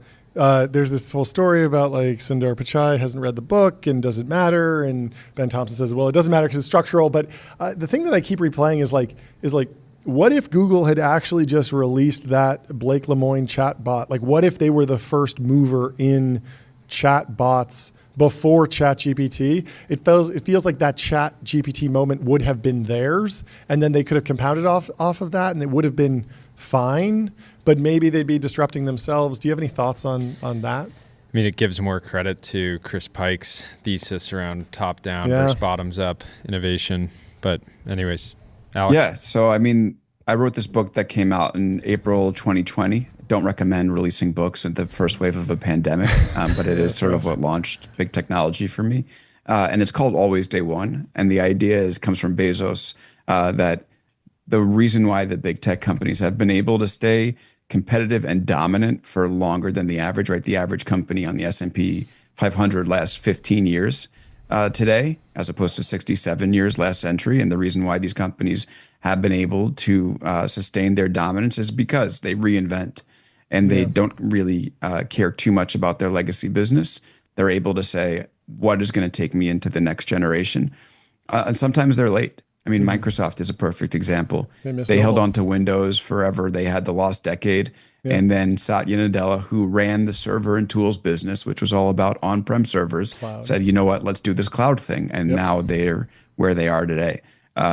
Google had maybe a lost couple years, but I think they've definitely gotten with the program. Like I mentioned, they're in reinvention territory right now. And I think you could really tell the difference between what they were doing and what Apple was doing at WWDC, although some might disagree. But they're all in on AI right now. And I think that you don't have to be first. You have to be all in and you have to nail it. And the book isn't yet written on where Google ends up after this because it does threaten search. But I think they have as good a chance as any given like we talked about, the compute, the talent, and the data to be one of the leaders, if not the leader in generative AI. Well, hopefully you're the one to write the book. That'd be cool. But thank you so much for stopping by. Yeah.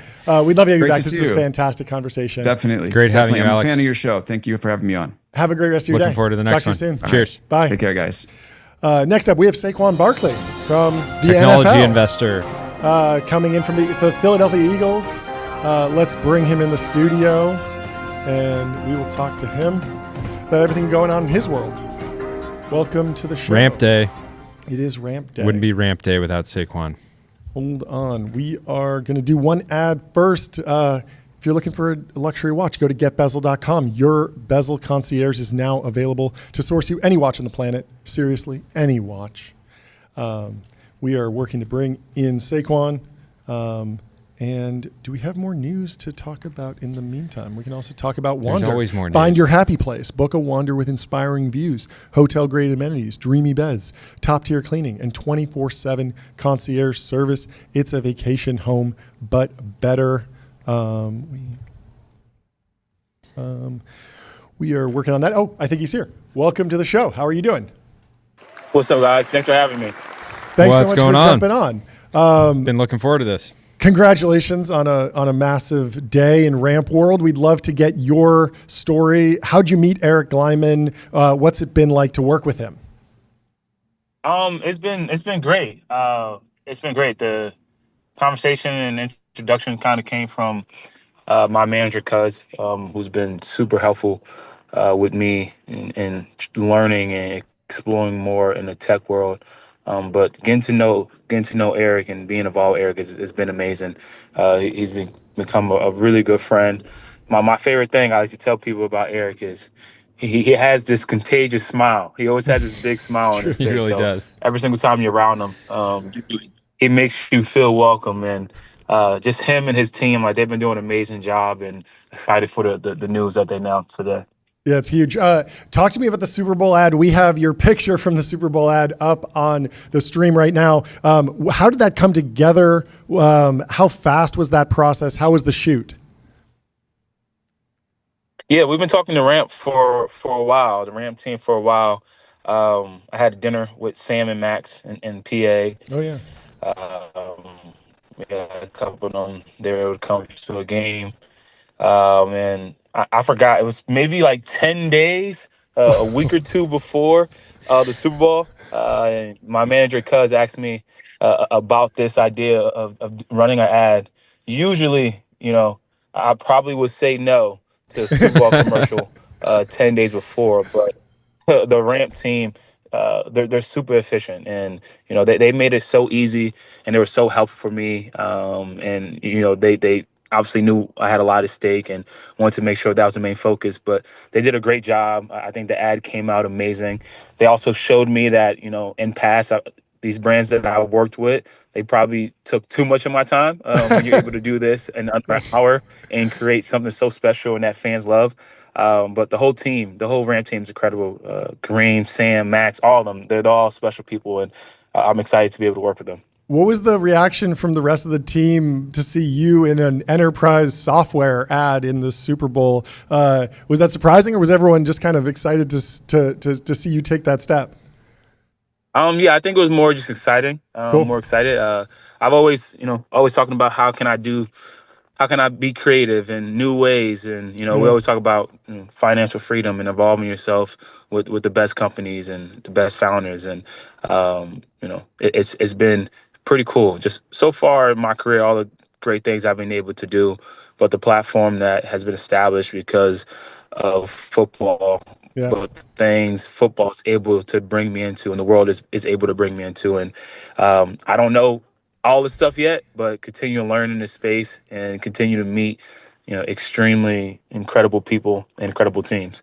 Yeah, it's an exciting time. I want to talk about lessons from popular books. A lot of people in tech have read The Score Takes Care of Itself by the 49ers coach and borrowed ideas from football and taken them back to business.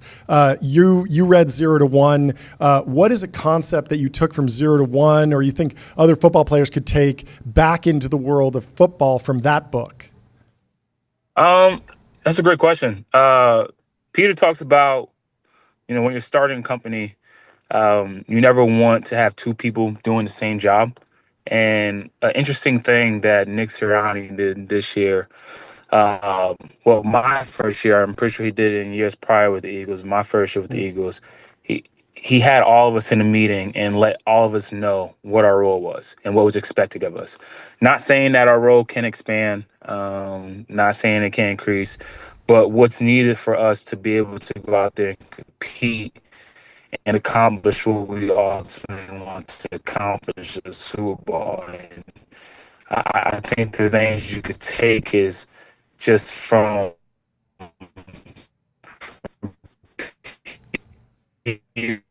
Might be losing you.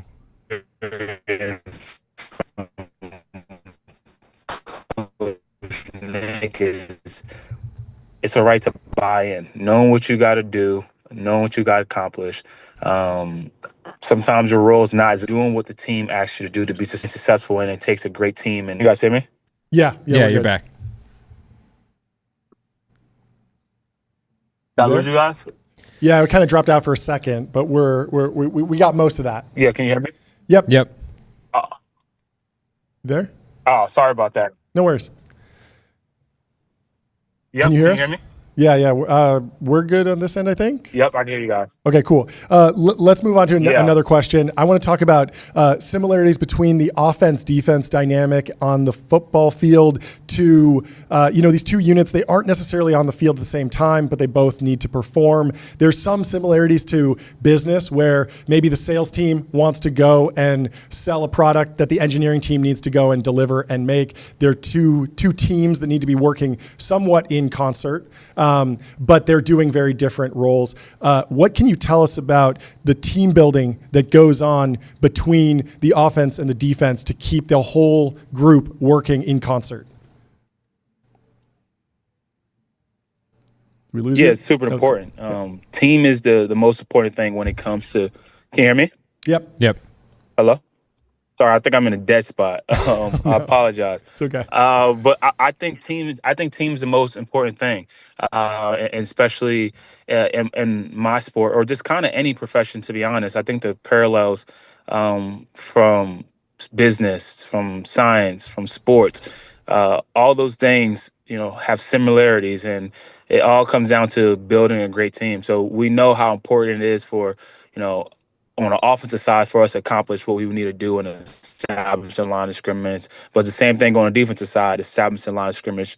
A lot of games in football is won up front, and it takes all phases, offense, defense, and special teams, for us to go out there and accomplish what we want to do. And when you look at it in any profession, that's why I say the parallels are so similar.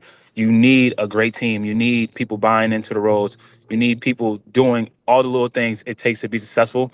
And that's why you have, successful teams. And you have, I don't think I can name any individual, whoever you think is successful, whether it's a billionaire, whether it's an MVP. It takes everybody. It takes a family. It takes a culture. It takes a village to be able to have that success. I want to let you go because obviously you're very busy.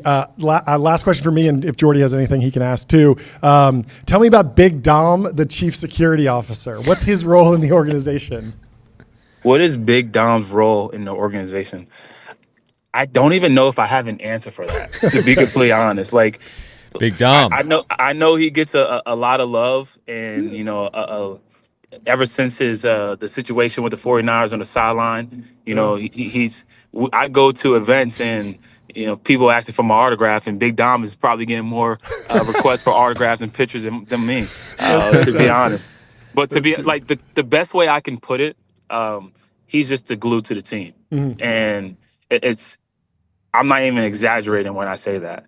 He is the glue to the team. He keeps everything in line, and he makes sure he has everybody's back. And that's one person that I know outside of my family member and friends that if I need anything and I need to make one phone call, I'm picking up the phone and I'm calling Big Dom. I love it. That's amazing.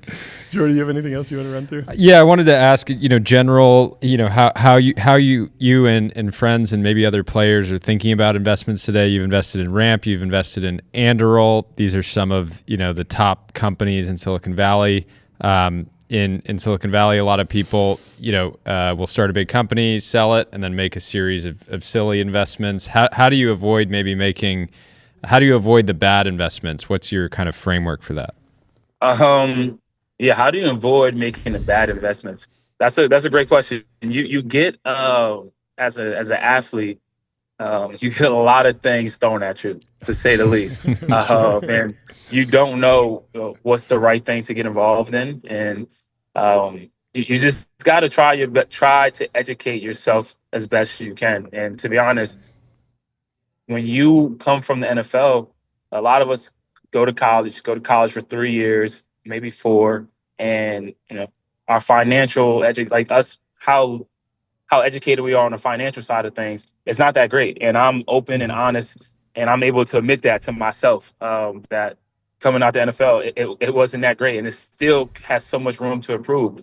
But the way I handle is by surrounding myself with the right people, and you have to trust people. And one, I have an amazing manager, because and he's pretty good at saying no. To be honest, he would say no to pretty much everything, unless Zach Franklin calls. And when Zach calls us, anything he says is kind of like, yeah, let's just do it right now. That's right. That's right. Let's just go right to it.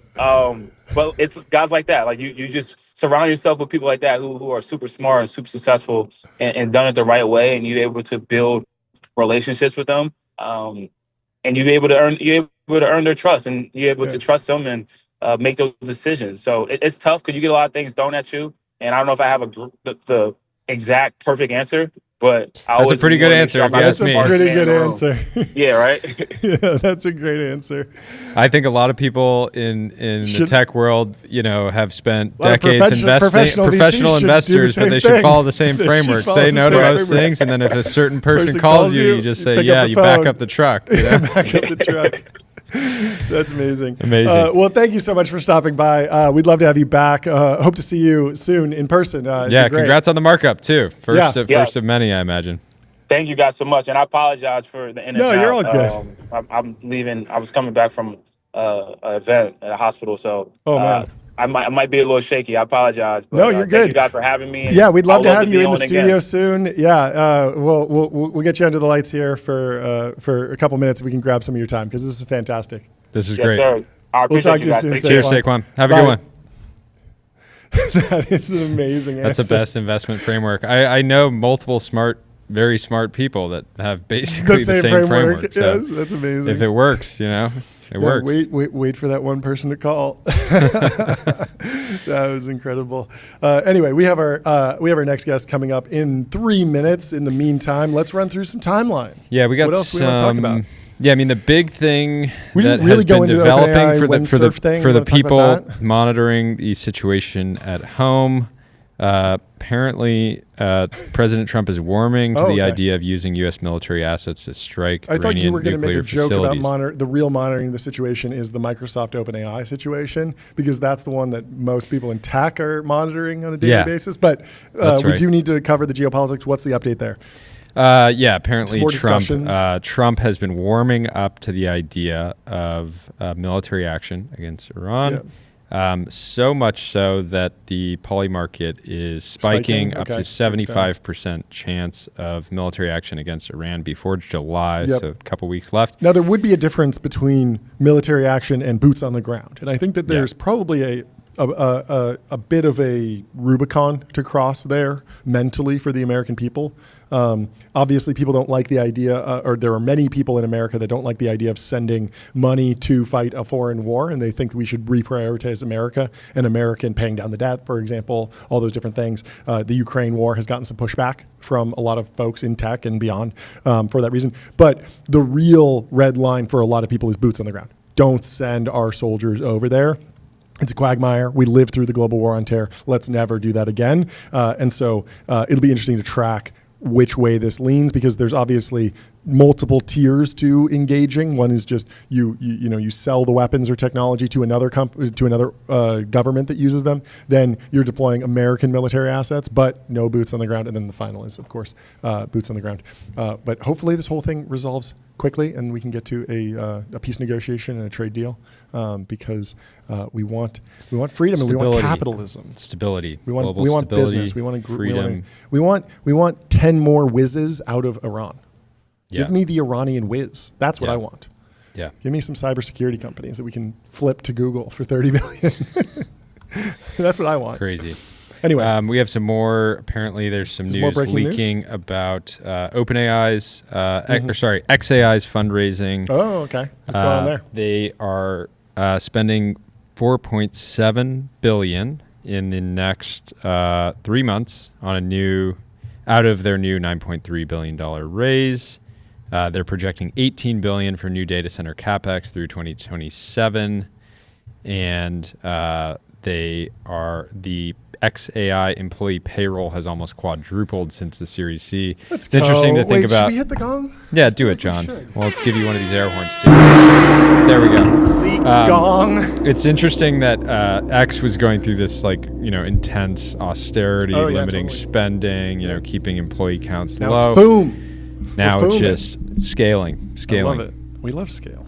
It's great. What else is in the news? Oracle has a new initiative to help companies sell technology to the Pentagon. Larry Ellison, absolute dog, working to help bridge the gap between startups, companies, and the DoD. We've seen this from a couple companies. Palantir has the AIP program. Anduril's been acquiring some companies and leveraging their connections in the DoD to actually get distribution on these products once they're built. Every company has a different kind of angle on the problem, but it feels like the big narrative is we heard this from the Secretary of the Army, the DoD is ready to buy new capability from the private sector, but it's still really hard to actually get a program record. It's actually really hard to get the products in, educate people, build the right consensus figure out what the budgets are and get the products in the hands of the warfighter. And so Oracle is stepping up with a program called the Oracle Defense Ecosystem. It's structured to help smaller companies break through the challenges they typically face in selling tech to the Defense Department. It's far too hard to serve the American defense enterprise. We can provide an easy path for these companies to get better access to the defense market. So shout out Oracle, consistently underrated. I say put them in the Mag 7 right now. I love them. If you just saw the chart of Oracle, you would think it was a Bitcoin chart. It's just basically up and to the right like crazy. It's an absolute hockey stick. In other news, Morgan Barrett is posting just 30 minutes ago. He said, when I heard that there was rampant payments corruption in Iran among the military, which is causing the regime to collapse, I initially thought that was a TBPN bit advertising ramp. So yeah, we want to, there's once Iran is we'll get them on ramp. Free and capitalist, we are happy to go over there and spread the good word. Get everyone on ramp. Anyway, we have our next guest, Ryan from Crosby, coming in the studio. Ryan, how you doing? There he is. Welcome to the show. Big day. What's going on? Congratulations. Yeah, kick us off with the introduction of the company, yourself, the news, everything. Amazing, guys. I'm so happy to be here. Thanks for getting me on. Are we ringing the gong? Well, you got to tell us, is there something gong-worthy to ring the bell? We're announcing Crosby today. We've been in stealth since about the fall, and we're announcing that we raised our $5.8 million seed from Let's Sequoia go! Capital Ventures. Congratulations! There we go. Incredible. That all Massive. day. Congrats. Incredible. Congrats. So break it down. What are you building, and then give us some differentiation. How do you see the market playing out? We'll dig into it all, but give us the 100%. I'll give maybe like a few seconds on my background and how I got here. Yeah. This is a live tracker, by the way. I'll get to that in a second. Yeah, I want to hear about that for sure. In a janky way onto these boxes. I love it. Today. So my background have been between tech and law for like a decade. Yep. Early at a couple of startups that did well, and also for various reasons ended up going to law school practicing. Mm-hmm. My last company, we grew really quickly from like 10 to 100 people in about a year, and the only thing slowing us down was contracts. And because I was the only person there who knew anything about legal, it was like my problem. And obviously, I tried out every legal AI thing I could get my hands on over the last few years. It's such an interesting space. But I kept feeling like something was missing. A lot of the legal AI tools, plugins, word add-ons on the market made me a little faster as a lawyer, but I was still doing so much manual work. And so I started working with my co-founder, John Sarahan, really early at Ramp. So we're celebrating twice today. Let's go. He was really interested in totally. It's the Ramp Alumni Day. Yeah, John's big post today is that finance agents could walk so legal agents could run. Oh, that's great. That's as good as we did. Yeah. So we got, John, like he was obsessed with helping, fast growing businesses grow faster and save money and save time. Like that was his thing. And I was obsessed with this contracts problem. We started jamming the idea last summer, and really quickly we came up with the idea of just starting our own law firm. Like what would that look like? Like full, starting from scratch, hire lawyers, try to replace their work agentically. Like what work can actually be done with agents, what can't? How do we get the speed of AI with the expertise of lawyers? And we had this feeling like contracts are the API of business. Like anytime there's any economic growth transaction between two parties, there is a contract, and we should make that faster. They haven't changed in like 50 years the way we review them. So that's what we're doing. That's Crosby. Okay. Yeah, I have been very upset with the legal bills. No. Well, that I love our lawyer, but it's definitely a cost center. No, but I've been kind of interested to follow the fact that we haven't adopted more AI. We're an SMB, right? We use AI all over the place. We use AI across the entire business, from content generation to management, transcription, all sorts, transcription, research, all this stuff. And yet, when it comes to actually generating and going back and forth on contracts, it's still very manual, and it just feels like a place that that we already should have picked things up. So can you talk about the different tiers of legal work? Like my mental model for this is like there's like form filling, which did actually get somewhat commoditized by just CRUD apps in the Web 2.0 era. You have companies like LegalZoom. If you need to just fill out a form to form an LLC, they'll do that. Stripe Stripe Atlas, for example, didn't use AI, but was able to advance a lot of things. Then on the far other end, you have someone who looks more like a legal artist, like the top tier of lawyers who are thinking really creatively about how to construct. Also, I mean, whoever came up with the OpenAI org chart, clearly that person's not getting displaced by AI anytime soon, because that was a work of art. It's like it's a Rorschach a monument to big law. Exactly. Yes. I mean, I'm sure the legal bills there is probably in the hundreds of millions of dollars. But it seems like every year, as we chip away at better foundation models, more agentic reasoning, longer test time inference, longer reasoning agents, we can move things from one bucket to the other. And so talk to me about the flow of like the roadmap of moving more and more into the AI world. What's today, what's in 6 months, what are you tracking on the foundation model side, looking forward to an unlock? Yeah, I mean, these are like the fundamental questions that John and I were playing with back last fall, when it was like me sitting there doing legal work and him looking over my shoulder, trying to convince me he could automate the things I was doing, and me being really skeptical. And like we did this for weeks. And I think you nailed it. There's sort of like we kind of mapped out, and there's probably thousands of SKUs of legal work, from like reformatting a Word document to writing an appellate brief for a court. I think as you go from least complicated to more complicated, the work gets slower, it gets more expensive, and it looks more like an art. And it's like there's a real craft to it. It gets more sophisticated. And I think part of what's going on there is that part of legal work is fundamentally like a dialogue between humans, right? It's a lawyer to a judge, or to a jury, or two contract, like parties negotiating with each other. And there's like nuance and subtlety that we had a really hard time, like the difference between the words reasonable and commercially reasonable are like in an embedding sort of concept, almost the same, but actually quite different. So like, so this is what we're struggling with.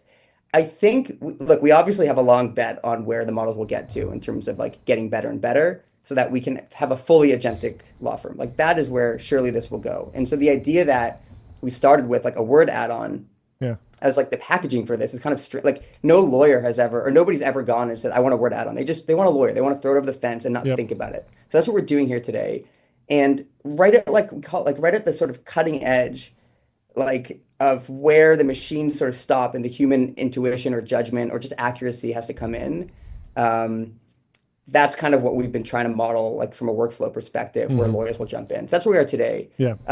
To be more precise on the like what SKUs, like where did things land? I think right now we're focused on contracts. It's crazy. It's like there's $40 billion or so that we spent on contract review in the US. These are like contracts that are like a lease to like a merger agreement that's 80 pages. And so we just focus there. And so our goal is to move up the complexity scale. We're with these commercial agreements now that are like, let's call it, first quartile, not the easiest things, but still needs some human in the loop. Talk about, I want to give you an opportunity to talk about maybe how, so we recently moved into this new studio. The typical process, you wait a long time to get a lease. When you finally get the lease, I take a quick skim, throw it over to our lawyer. They're like, cool, it's going to take us a while to review this, right? It's variable. Maybe they're busy, maybe they're not. They turn it around. You get through these issues. How much do you already feel like you're an order of magnitude better than the traditional process? Like, can I basically immediately send a contract to Crosby and you guys can just like basically go line by line almost immediately? And because the typical process is like, okay, you have a lease, maybe there's 15 or so places that you might want to push back or change or things you want to add. And you're basically just going through and talking through those things. And it feels like that could be done. I imagine, I don't know how far along you guys are. It feels like you could already be at a point where the speed, the sort it's almost like I want an agent on my side, and I want them to have an agent on their side, and I want the two agents to fight it out and do 2 weeks of fighting in 2 minutes, because like really I want representation and they deserve representation, but I just want things to go faster, because what kills me is not that they're pushing back on, is it $2,000 or $5,000? What I hate is that it's 2 weeks in between a turn of documents. Okay, like honestly, like the first thing about the mapping out legal complexity was like the first slide in our pitch deck. Okay. And then like the last slide Whereas there's this illusory but crazy idea, but it's like it's getting more real. Yeah. That there's a professor that was doing research, I think, at Stanford Law School, that like if you have two law students doing mock negotiations for a divorce negotiation, so it's very like stylized. It's like who gets the kids on these days and that day, and then you give their same bottom lines to agents. The repeated agentic negotiations, they simulate that process. They always get to better outcomes for both parties in minutes, right? Wow. So it's simple. There's not that many things to negotiate. Yeah. So John and I were thinking like, okay, there's like about 50 main sticking points in a commercial agreement. This is like, if you're any startup, you were selling software, you were negotiating MSAs constantly. It's called 50 sticking points. What if we could map like Adobe's preferences and like Microsoft preferences, and rather than having months of back and forth, just agentically simulate it, and in minutes say, guys, this is what you're going to get to. And so that's like maybe a few years out, but that's the goal of this company. We want to be the API for businesses to connect with each other from a legal and risk sharing standpoint. Where we are today, how it works, like in terms of, because we got money, now we're signing a new office, so we're doing that same thing to leave. No, these commercial agreements, like it's been 3 months. Yeah, exactly. We need a new office. But we like these commercial agreements, right? Like you do a few of them every week. We're actually, I would say, and like I think for the fastest growing companies, these are the things that really slow them down. So we're specifically working with the fastest growing companies on the market. Like we've been working with Cursor and Clay and Unify. We've now done, this is over 1,200 contracts since we launched. There we go. And they look similar, right? So they're kind of like, you see patterns, you see their preferences. And so the way it works today, and this is like, it's like all the pain that like I hated was like when a lawyer sends you something back, it's going to be an hour or 2 days, you don't know.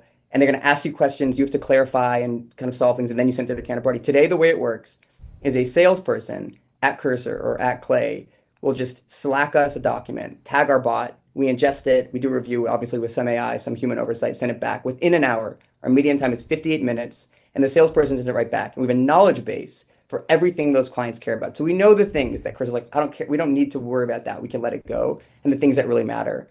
And our driving insight here was we can unlock sales teams to be so much more, fast at their jobs, the things that really matter because of this. You mentioned that you're building a Microsoft Word plugin. Microsoft's obviously built Copilots into a few of their products. Are you worried about getting paper clipped if Clippy comes back and Clippy gets a law degree? Clippy with a Harvard law degree. That is dangerous. I'm joking, but I'm somewhat serious. Like it feels like the last thing on Microsoft's roadmap, but they do have GitHub Copilot. They do have a product for software engineers. Is there any risk of Microsoft going into this market, just generally, even if it's not directly competitive? This is the question everyone wants to ask. What if Clippy does this? What if Clippy does this? Yeah. What, are you going to get paper clipped? Yeah. Wow. That's I don't think that much. All right, so I think that the first thing that like every founder in legal tech is like, I'm going to build a better text editor, like I'm going to build a better Microsoft Word. Yeah. And it's like this pipe dream, and like it never works. Like it's just you can't. It's like, impossible. It is just, like, if you move the image, the whole document always goes. That's just the nature of Word docs. Like, I can't even tell you how much time. So like I don't know. I'm bullish on Clippy. Like I think we're working heavily on top of Word, but we're not the better that we do, and the more documents we review, the more Word licenses that we need to buy for our law. Yeah, and also, right? I mean, you have a flywheel, and it's a completely different market. But we're not selling. We will never sell against Microsoft Word. Yeah. Would you ever release a B2B type product in terms of like a Copilot? It feels like a very distinct decision to say we are our own law firm, tech-enabled law firm. We are not, just allowing other law firms to build on top of this. So, like, I think lawyers, I mean, I am one, right? Like, I think that we appreciate, and I say this sincerely, like, there's an art to what we do, but I think it makes us really ambivalent about AI. Like, even if the work it does, not all of that, we talk to so many lawyers, and some of them are like the most AI pilled, but most are like, I'd rather write it my way. Like, I think the way that I drafted that sentence, like, even if our tools, like, I always thought that there would be a Cursor for legal by now, that lawyers would just like use the way our whole team is obsessed with, better IDE. But I don't think it's manifested, which is all to say, I think part of what we're innovating on here is not just the software and the AI sort of workflow tools that we're building, but also the way that we train lawyers, that we upskill them. It's a skill issue, the way that we get them better at what they do, to use AI the way that we want them to. Now, if we can fully automate this service one day, and it's basically like selling software, which I think we will do, I still want to package it like a service. I don't want people like opening up a software platform to deal with this. Like lawyers, that's just not how people think about their lawyers. It's just a problem you want to throw to someone else. And so I'd love us to feel more of that like service experience always. Yeah, like it's an agent in Slack, and you can get that experience that you have with a great lawyer of just talking through things. Last question for me, at least. I don't know how much you've studied the history of like legal tech, but Atrium's like the popular story that everyone knows. But there was actually a company before. Do you know ClearSpire? Have you heard of this? Okay, so lessons from ClearSpire and Atrium. I'd love to know how you tell the story to maybe investors who are asking about those companies and what lessons you've learned and how you're differentiating. Well, what's interesting is like those companies were all like sequentially sort of staggered by like, I'm amazed you know about ClearSpire. That's like niche. There's this great book about it. Do you know what I'm talking about? I haven't read the book, but there was like a Harvard business case study on it that I read. PDF. I read the PDF. Yeah. Okay. That's fascinating. Yeah. So I think they came up with a really clever innovation, which was it's a regulatory thing, but you have a C corporation, typical startup, and your PLLC, and then a binding contract, right? Exactly. And so we've done that, and then Atrium did that. They took it a little farther. They took it a little farther and focused on types of work that were maybe more automatable. They focused on startup law. They were like YC's law firm. And I actually haven't spoken with, maybe I spoke to one person from ClearSpire, but I've spoken to all the co-founders now of Atrium, and almost all of them, except for one, said right idea, wrong time. Like we just spent all of our money on NLP, and now that's a solved problem. Totally. Right. Yep. That makes sense. And so that's the story is like, it's a really, really good idea. Yeah. You go after specific types of law that can be automated that like, you don't even care the lawyer's name. There's types of work where you're like, I need to know my lawyer's name. I want to know their resume. But for other work, you just need it fixed. And so I really think like they figured out the hard things for us, and they've set the stage. And, I mean, the Series A branding, I was like, we'll do your Series A super cheaply. It was like, it was great wedge, but it just didn't expand that much because like you only do one Series A, and then for the B, it's like way more complicated, and you just bring in a traditional offer. And that's a loss leader for like coolies. Totally. Right? Like it doesn't feel like a loss leader when I get a 6-figure bill, but but I guess it is.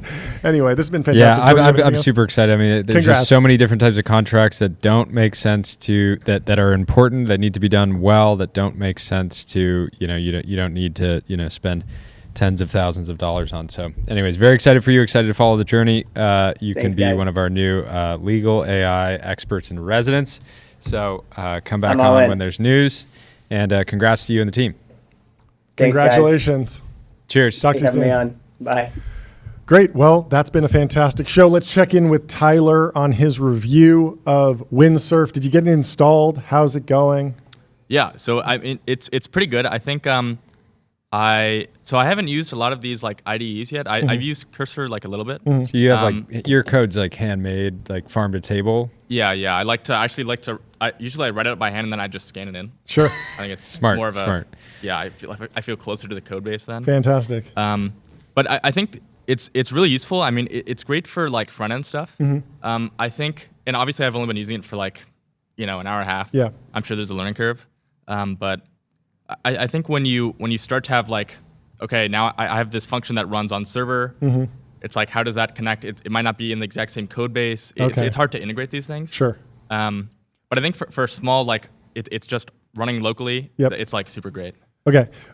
Did you have to, was there a model selector? Because there was that drama about Anthropic pulling the plug on the Windsurf connection so that when you set it up, you used to just give Windsurf your credit card and then you'd have access to Claude and they would handle the billing internally. Now it seems like you have to bring your own Claude API if you want to use Sonnet, which is the popular one, I believe. Yeah. Is that so right? I'm looking What was your right experience like selecting a model?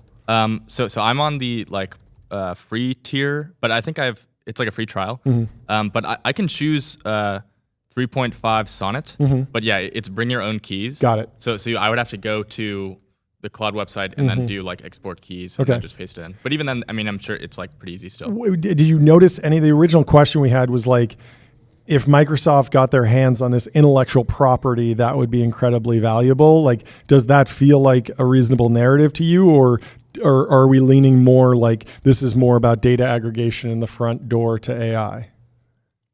I mean, if I had to guess, I assume it's the latter. I think there were some rumors at some point about OpenAI trying to build their own kind of IDE, and that it failed. Interesting. And that was like maybe the reason for the acquisition. Yeah. But I mean, I can't imagine that it's really the IP. Yeah. Because I mean, at some point it's like it's kind of at some point it's like a VS Code fork, right? Yeah. I mean, Microsoft owns VS Code, so you'd think that they would be able to iterate towards like the best in practice UI patterns, essentially, if that's what really makes Windsurf stand out. I'm wondering, like, there was a ton of heat on Windsurf on X for a while. It was really popular, and yet I saw that at the AI Dev World Fair that Swix put on. They had everyone raise their hands, and it was like 80 or 70, 80, 90% cursor users. So cursor's clearly broken through in a really meaningful way into just like broad adoption.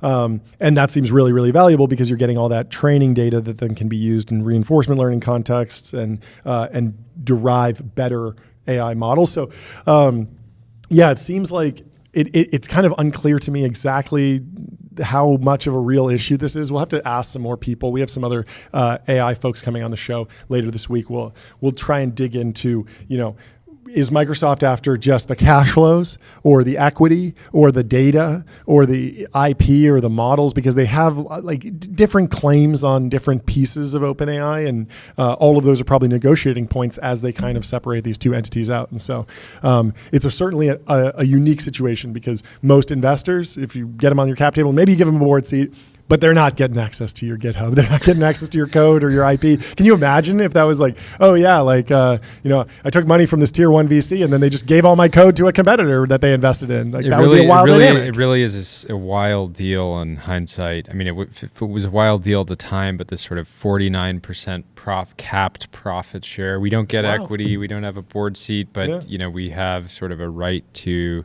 IP here and the individual models. So it's going to take a long time to shake out, and Sam is fighting wars on at least a couple fronts. Yeah.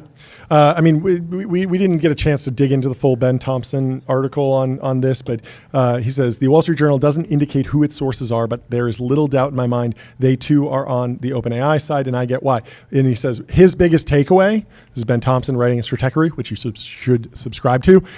He says, my biggest takeaway from this story is that I have underestimated the amount of leverage that Microsoft has over OpenAI. I mostly wrote about this slow motion train wreck last month. I still think that his take is broadly correct, and note that the right to make OpenAI models available to other cloud providers is one of the points of contention in the story. But the fact that OpenAI seems to be reduced to issuing fantastical threats through press suggests that the decision about the endpoint of these negotiations is almost entirely up to Microsoft. To that end, I can understand if the company is pushing for more than I suggested. Indeed, if anything, these threats through the press might make Microsoft want to hold on to more, since they'll probably have to fight OpenAI again in a few years. I still think, however, this is all the more reason to give more ground now in exchange for an ironclad agreement securing Microsoft's exclusive Azure access to OpenAI models in perpetuity. That is a fascinating thing, because if OpenAI somehow compounds and runs away with it, like they have this massive consumer engine that could be, so it feels like right now Anthropic and OpenAI on the developer side are neck and neck, and Anthropic even seems a little bit ahead on code gen and just developer adoption. But if it winds up being a capital fight, if it winds up being biggest data center wins, and we need to build the $1 trillion data center, and Stargate becomes extremely real and extremely material, well then having a consumer app that's printing $10 billion a year is going to be way easier to underwrite as an investor to go and build the next model. And then you might get higher scale, which could make the developer API more valuable. And if Microsoft has exclusive right to resell that, and they're the B2B player, they're the B2B front end to OpenAI models, that is extremely valuable.